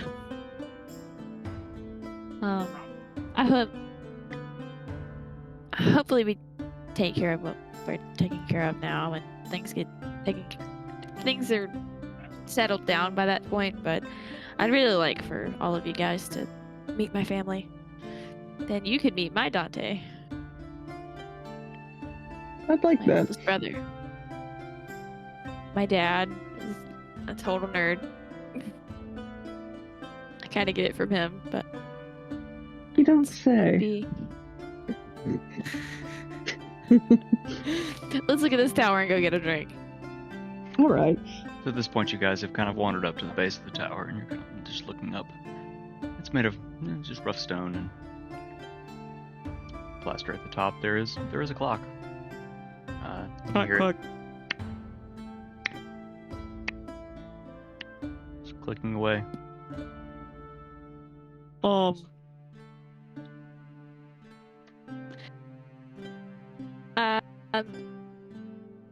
First off, do either of us recognize this tower? I know that we've kind of settled it and we know where we're going, but do either of us recognize the tower in any form? Not even a reason to roll dice here. No. This is... Okay. You've never seen anything... You've seen things like it, but you've not seen this tower specifically, in its construction and the way that it looks. Obviously, you've seen clock towers, but not this one. Right. Okay. I'm gonna It's unremarkable. walk around the base, see if there's a plaque. If there's not, then okay. Just a nice little walk and talk. Roll an investigation check. Investigate.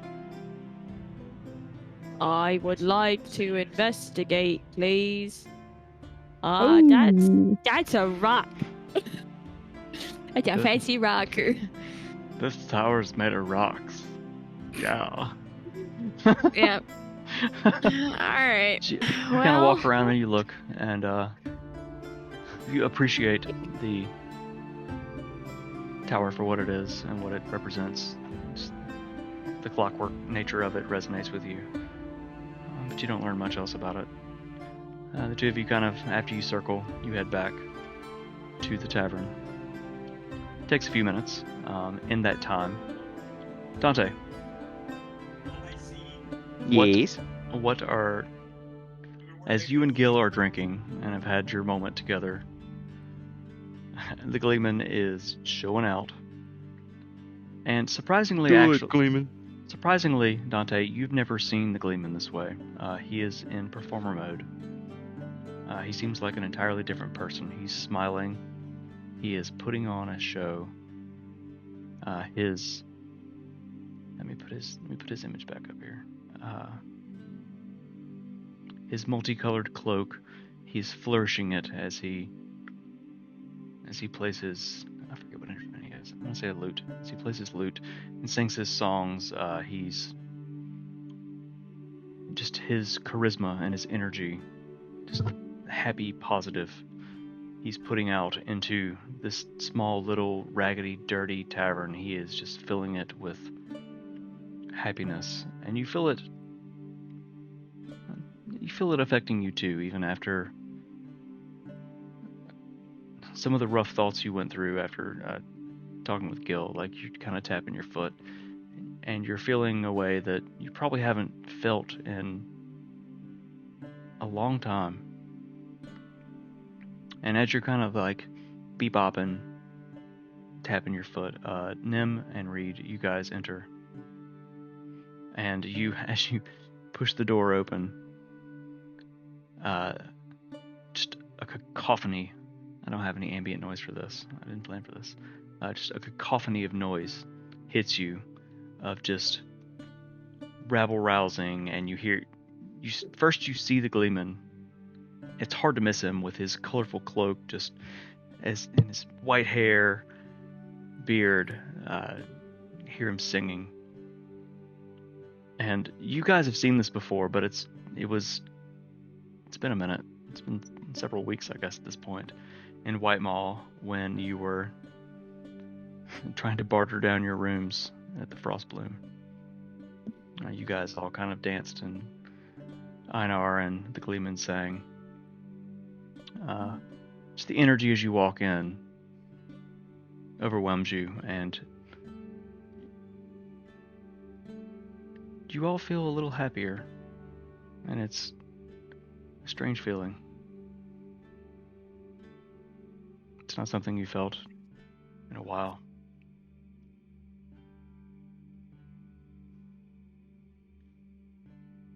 I'm gonna run up to Dante and be like, "Hey, I'm gonna take off. This is just for flavor. This is bug time. It's just for flavor." But Nim's gonna run up to Dante and be like, "Hey, hold this," and takes off both of her bags and puts them on you. Hold these, and then Nim's gonna be like, "I'm gonna go dancing," and then she's gonna go dance around the Gleeman, just to enjoy the music. Why do I have to be the tote carrier? I'm gone. She did this so quickly, you have no idea. Like, it's just like the bag of holding, It's bag of Where colding. the hell did these come from? They're quite hefty.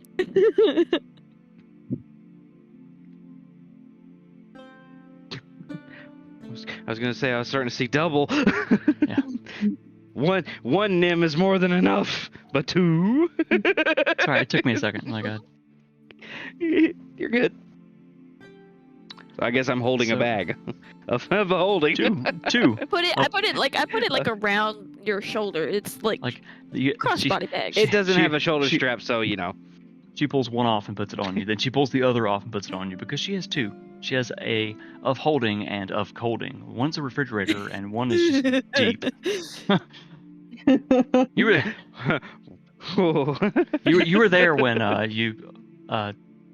yeah. Reed just tried to swan dive into you. No regrets. So No regrets. as she throws these bags across your shoulder, moving on, you guys. Nim runs out onto the dance floor and just kind of loses herself, spinning in circles and enjoying herself in a way that you guys have not seen in a hot minute. Dante, you've probably never seen Nim actually let go and just read. What are you doing? I'm just gonna like shake my head and I'm like hop up and get to the counter and start drinking. And Gil's like, he orders several. He passes you. I just looked over at the stream is behind, and I just see you discoing. It's like distracting me. I'm so sorry.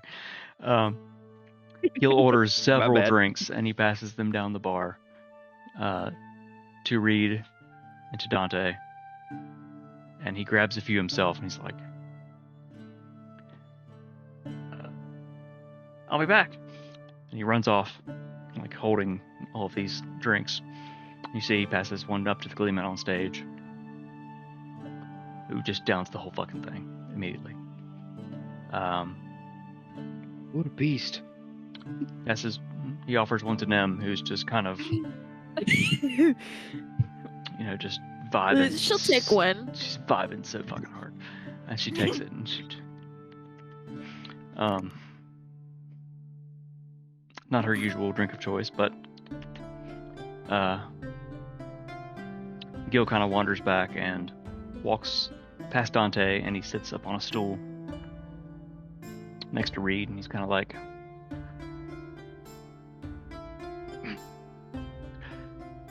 "So you're really bad at telling stories. Do you have any stories you're good at telling?" I mean, You kind of rambled about a lot of shit earlier. Tell me a happy story. Do you have a happy story? I like happy stories. oh shit. Well, a happy story. Oh, It's not encouraging. Do you really okay. have to think that hard? You have so few happy stories. Kinda. Yeah, it's kind of trenches. I guess. You didn't have any fun times when you were a kid. Like, I mean, we all have fun times when we're kids. For me, it was 100 years ago.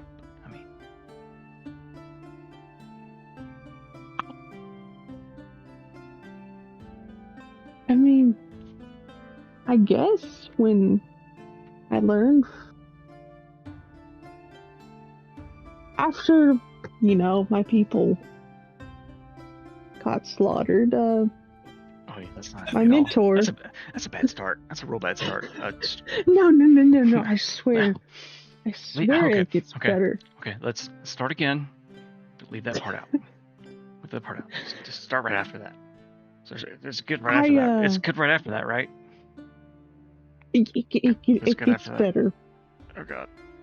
Okay. At least I think it gets better to me. Oh, I've met you, and I don't know if that's gonna be better, but okay. I had this mentor. Her name was Alicia, and she taught me everything there is to being a druid and how to protect my home. And it was nice That is because nice. she was there for me. And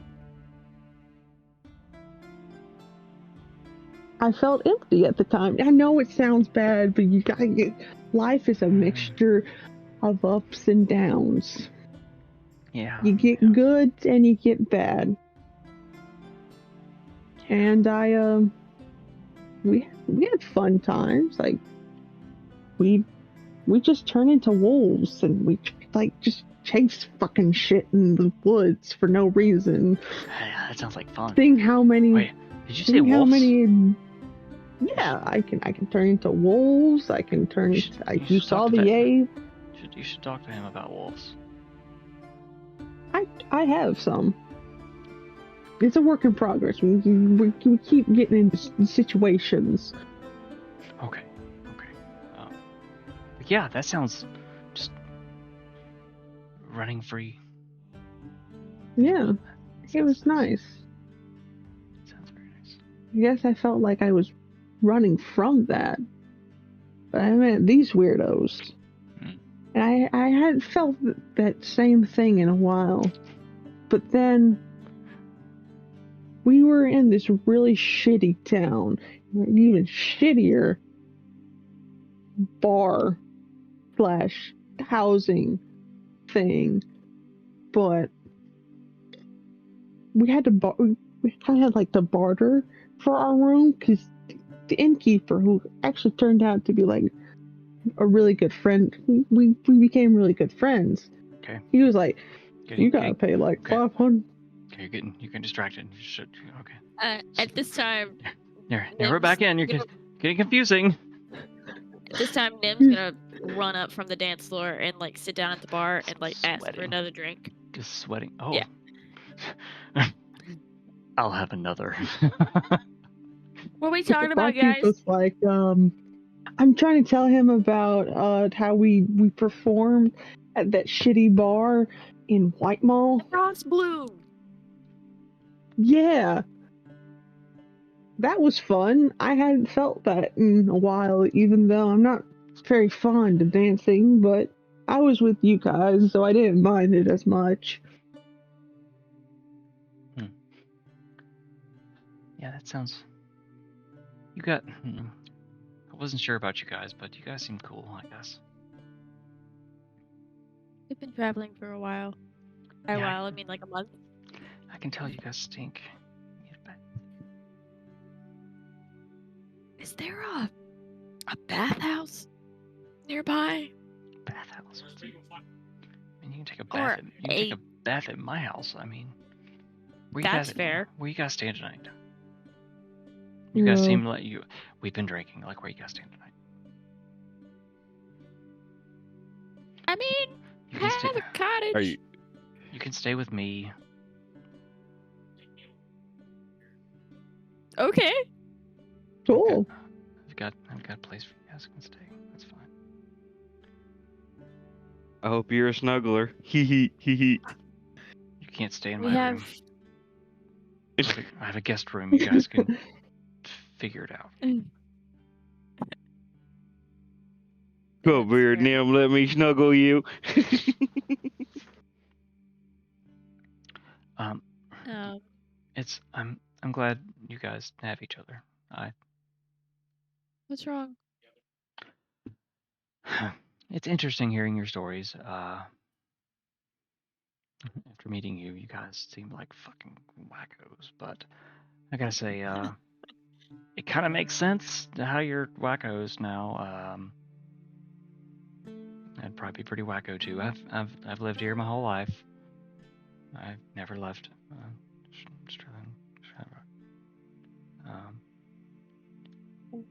Well,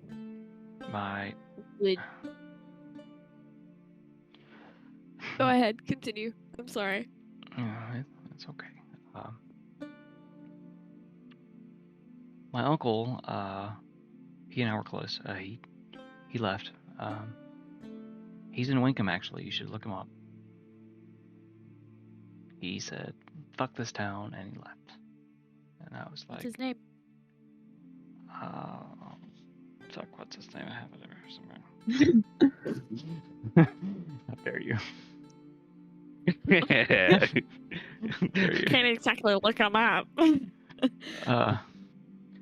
He left here, and I've gotten a couple letters from him. Oh, he just sent a letter. We can't forget about that. He opened a tavern. That's right.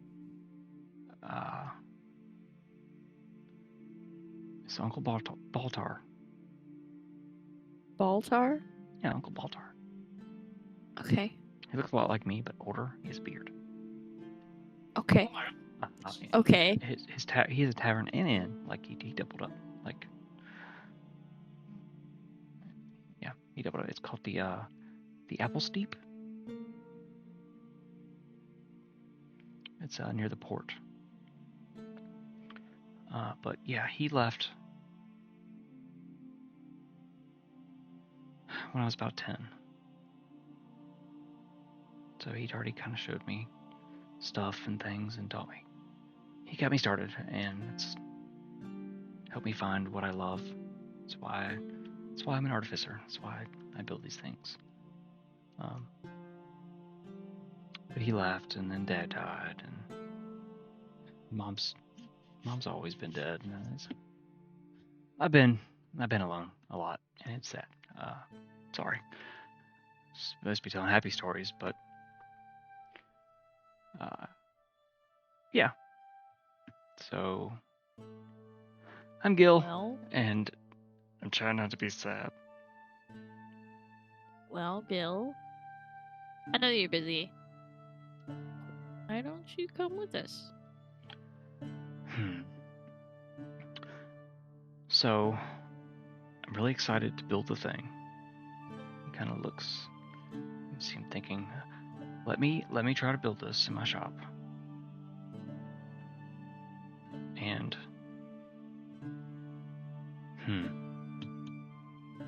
can meet you in Wenkam. I can Meet you at the Apple Steep. Can meet you there. A couple of days.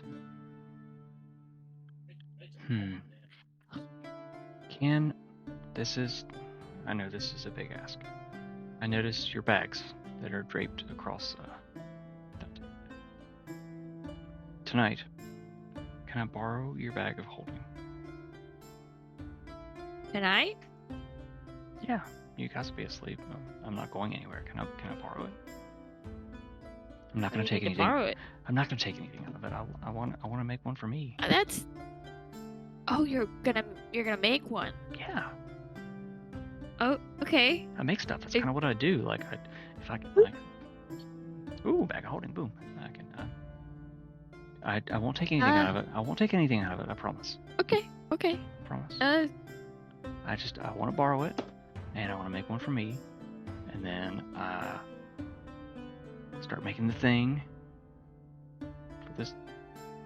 for Reed, and I can use the bag. The new bag that I make for me, I can bring my stuff so I can make stuff. I won't have to leave all of my Okay. things here. Would that be okay? Okay. Solid. Do I believe him? Roll an insight check.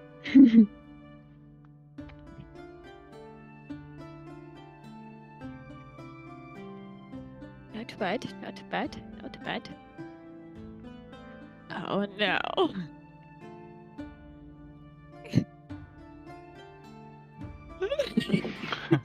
No, it's just fucking with you. He definitely rolled higher than you. Oh. Okay. However, yeah, to Yeah? your 16, he rolled a 21. He's not hiding anything from you. He's being quite genuine, especially after the story he told you. You can tell that was deeply intimate, and it's not a story he just tells lightly. Okay. And that Yes. Yes. he genuinely wants to join you, but he doesn't want to leave his gadgets and his tinkering behind. He needs the tools.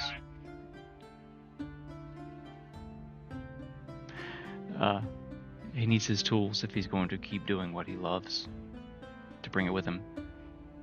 He needs a way to do that. That's what you gather from your insight. Yes. You can borrow it tonight. Awesome. He throws his hands up and he orders more drinks. And all of you... Yes?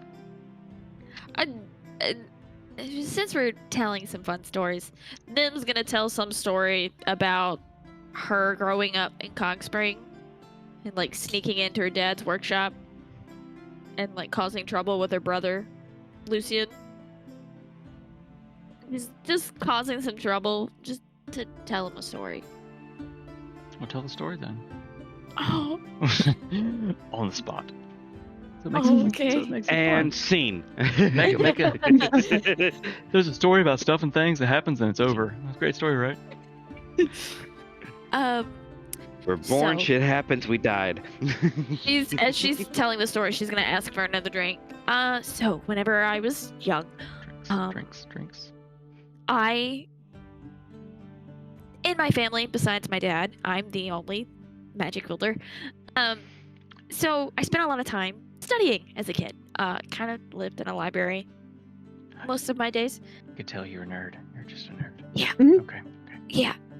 Please don't rip another page out of my notebook. I'll rip all the pages out of your notebook. I don't want to tell you the story anymore. Just like everywhere there's a book, you're just like covering it. Because you have several like stashed about your person, like weapons, but they're books. So that's just how bookish nerdy you are. Yes. If there were holsters for books, Oh, you have Nim's them. got them. It's like one Instead here. of guns. There's like one here. There's like a couple tucked away. You got one strapped to your ankle. Just for those dire situations when you never know you need a book.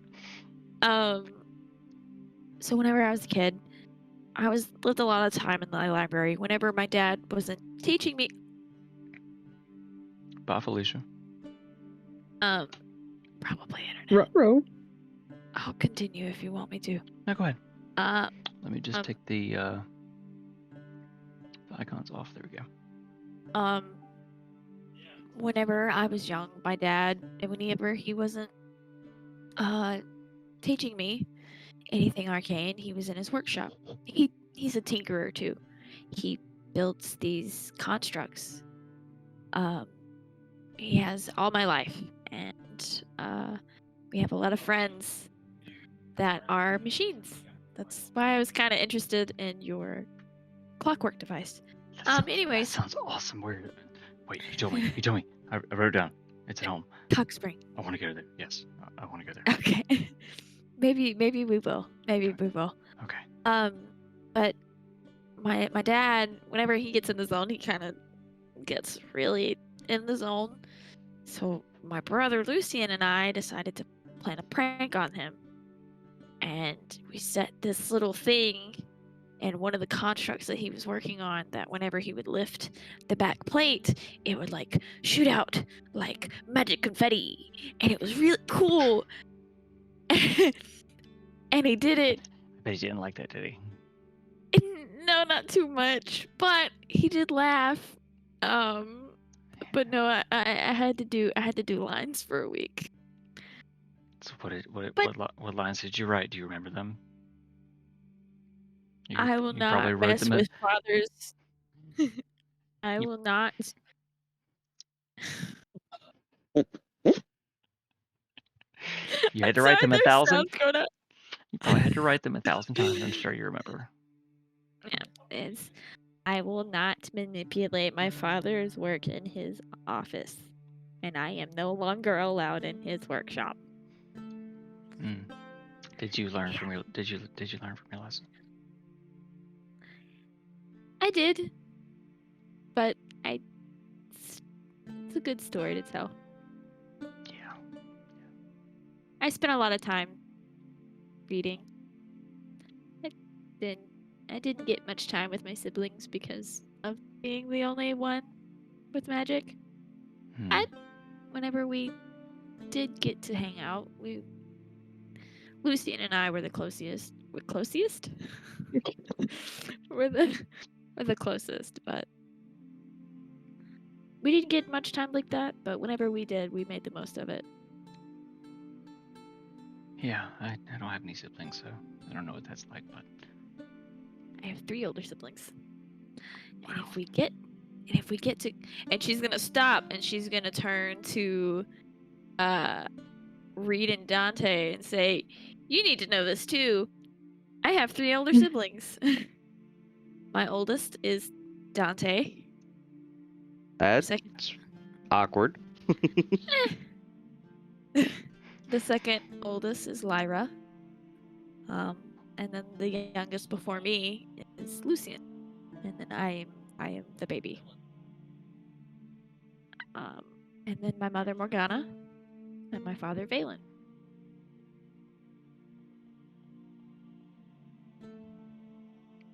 Cog Spring is whole. And if we're ever able to go back, I really think that you guys would like my dad. He's really cool. maybe a little strict sometimes, but he's really cool.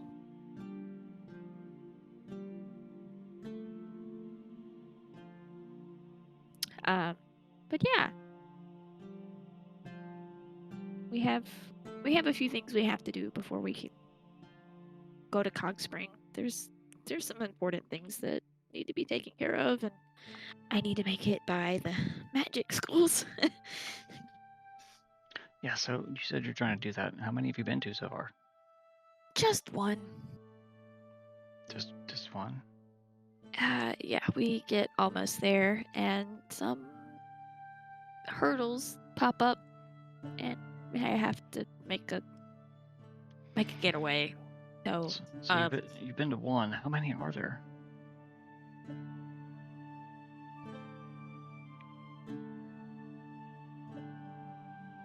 I know that. 9. There are 9. My brain went 7. 80, 62. There are 9. 25. In each of the capitals. In each of the Oh. capitals. We started in Nafnan. Okay.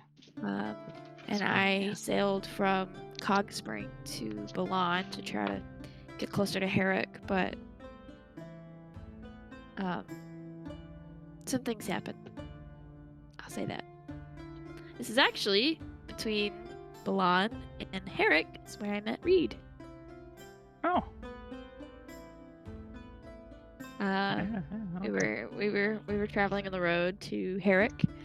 I say it was me and a narcoleptic dragonborn by the name of Francis. And then there was a very tall, strong man, elf. His name was Taran.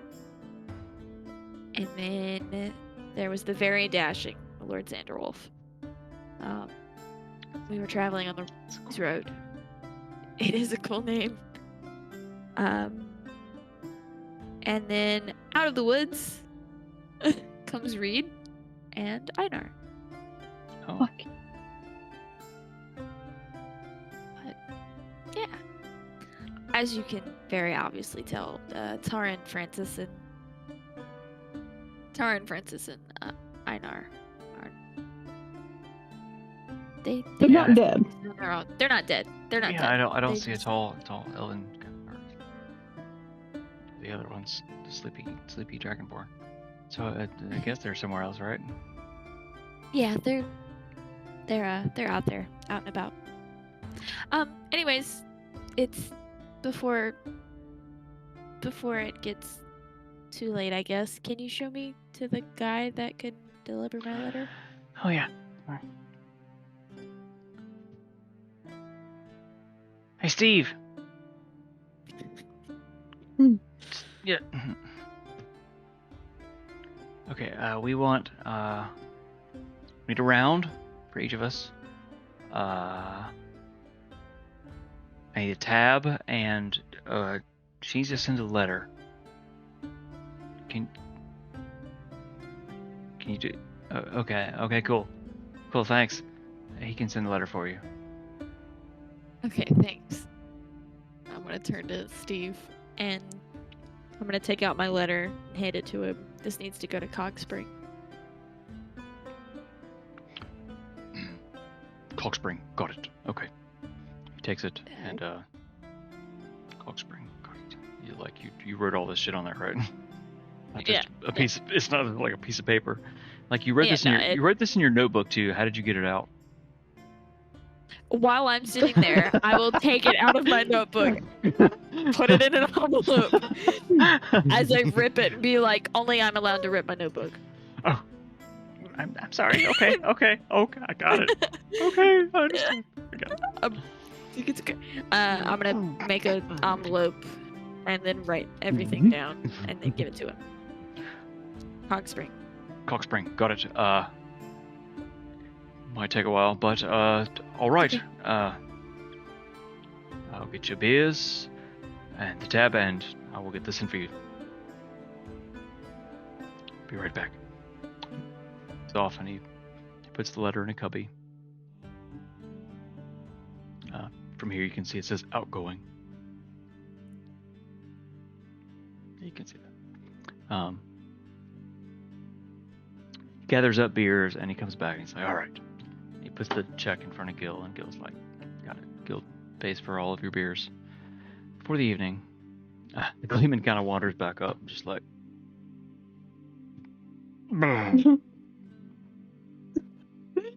Yeah, good You there, alright? buddy. I think we need to get Peepaw on the bed.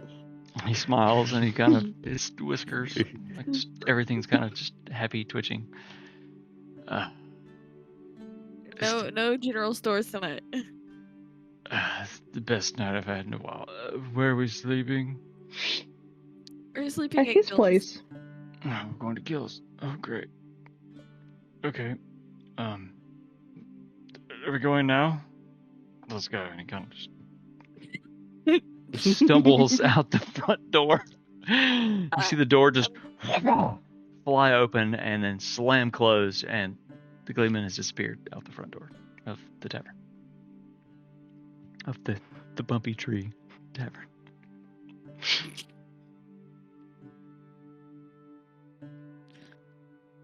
Be like, are we good to go? I think so. Yeah, we're good. I paid it up. Let's go. He kind of Like, steady there, steady there. off the stool and drops to the floor. He's been drinking pretty heavy and hard. And he kind of weaves his way to the door and outside. You guys follow? What's the matter, Gil? You can't handle your alcohol and walk straight? Yes. Gills don't have gills. And then he disappears out the door. Got him. As we exit, Yeah, I'm gonna look for the Gleeman. So you guys all walk outside, and let's see, where's the map? Let's see for visuals. As you walk out, you see the The Gleeman. map back. It's still up for y'all. Yes, Yeah, it's still up for me. Yeah. Yeah, I got. I lost everything a minute ago. So as you walk I out, put that there so that you can find the link. I got it. Okay, cool. Sorry. as you all kind of Thank weave you. out, No, you're- all of you have been drinking more than you have in a while, so it's catching you a little harder, and the ales and beers here are a little sturdier than what you've had in other places so far. As you stumble out, you see the Gleeman, like hanging onto a Hugging the lamppost. lamppost, and he's like,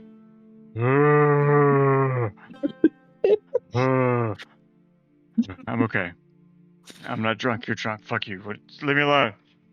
Leave me alone. I'm gonna Dante walk runs over. and grabs. I grab the back of his hair. I got you, buddy. I'm gonna grab an arm.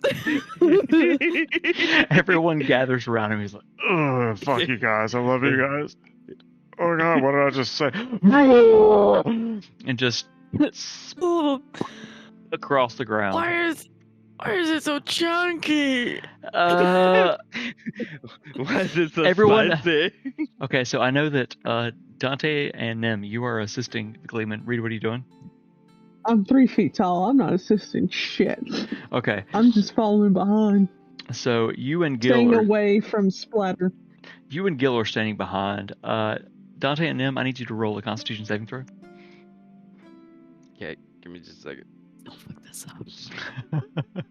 Not bad. No, I'm good. I'm good. I'm sorry. 27 is not bad. Not bad. Okay, it's not bad. 24. So as you're watching, and it's just spew just spattering across the ground, both of you are like, nope, I'm good.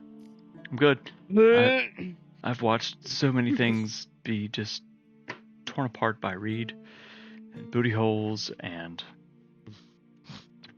hashtag booty holes and just so many things. And you're good. You just watch this constant spew, like just comedy movie, terrible. at the Gleeman, and you hold your own. He kind of stands up and he's like, and pulls himself up the pole. Kind of swats both of you away drunkenly. He holds his hand out. Guess. Who are you talking to? Are you muted? You talking to us? Sorry, I'm gonna keep holding on to his arm, be like, who are you talking to? It's "No." not us. The voices! I'd be like, no, man, come on, I'm gonna help you. Come on. I'll grab the other side. Come on, let's go. I got you, old man. You guys. You know what? Fuck you guys. I love you. He reaches out and he actually casts prestidigitation, and all the vomit disappears from the ground. Very nice. Oh, If you're going puking old man that cleans up his own messes. If you're gonna be a drunkard, do it right. I think I'm gonna enjoy being around you, old man. You're okay. We'll see. And he kind of sputters, and you all kind of gather together as a group and walk back through Stralenloch to Gil's house. When you get back, Gil shows you the place is downstairs. So come upstairs. It's my room. It's my room. Don't go up there. You know how you guys like booty holes. Leave me alone. I'm drinking and I want to. I'm gonna lock the door. I want to sleep. Let me alone.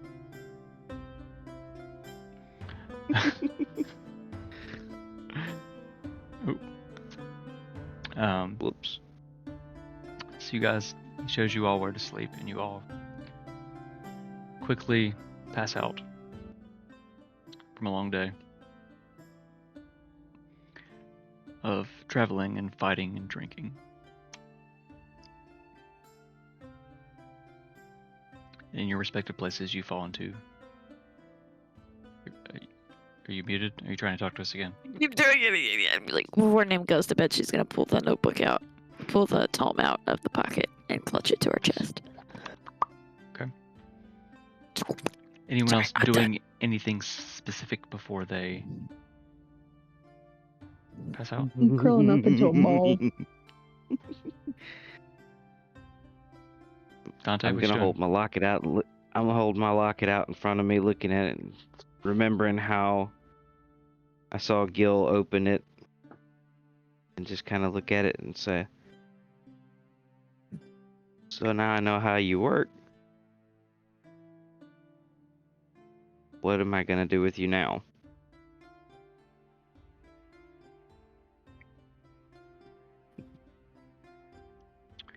With that, Dante falls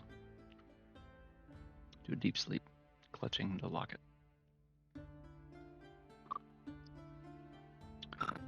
Nim, fall asleep with the tome clutched to you.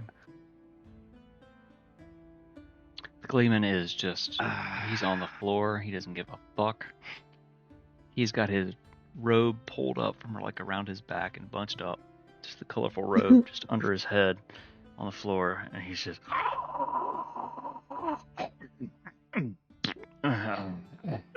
he's just deep, drunk, asleep. There's not a single fuck in the world that he gives in this moment. He is just out. It's beautiful. Reed, as you fall asleep, you kind of twitch.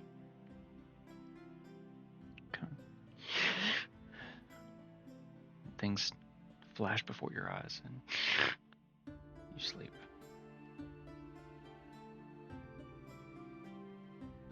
I think with that, that's where we're going to end the session. We're going to begin with something. Let's see. Oh.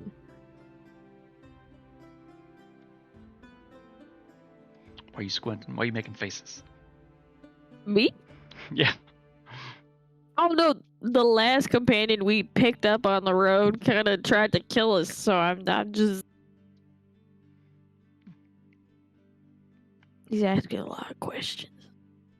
Oh yeah, did you yield your bag to him when you got back? Yes, but I take a few things out. Okay, what'd you take out? I take out my I take out the Portosaura. I take out the pouch of gems Yeah. and the ornate box of cooking spices. The spices. Spice.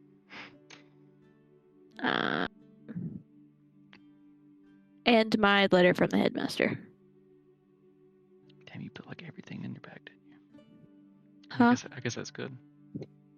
Yeah. It's a Portosaura, headmaster letter, Oh, I got it. bag of gems, and spices. Spice. Very nice. I put my other bag in there, so I'm gonna take those things and put them in my small bag and take them out of it. Gotcha. So as you kind of as you all drunkenly stumble in, you're like conscious of this. You transfer stuff and you put the bag of holding on the counter. I'm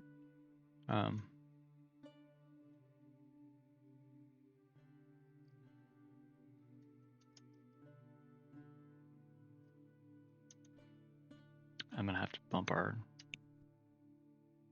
I guess it doesn't really matter if the encoding is having issues if we're not doing lots of movement, so it's fine. Keep getting the errors. Uh-oh. No, I've been getting them all night. Every time I do anything with a map, it's like. Apparently, I've dropped 7,082 frames tonight. It's 1.5% of the frames have been dropped. You've been dropping all of the frames. Not all of them. 1%, less than 2% is not bad. All the frames. All the frames. So with that, you all fall asleep, and some fun, interesting things. How is like the bed? Are there like bunks? Is it like a big bed, or are we like on bed rolls?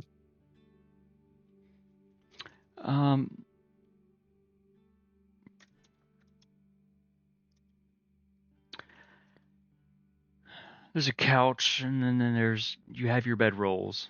Oh shit, he's trying to come back. Okay. I will say that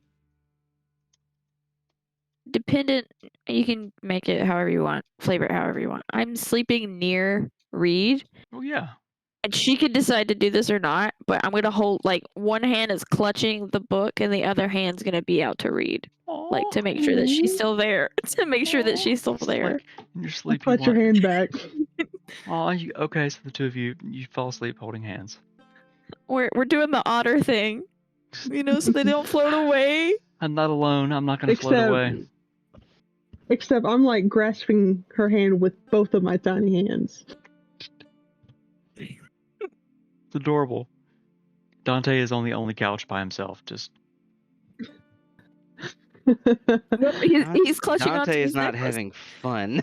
He's on the couch, stretched out, holding his necklace, and sitting vigil over him. Arrow the hawk. Falcon, yes. I will say Leonardo's also cuddled up on Reed. Like, cuddled up. He's got like all four legs out of his shell. His head is fully extended out. Like, not even worried, not even a little bit. Just starfished. Starfish turtle. Just.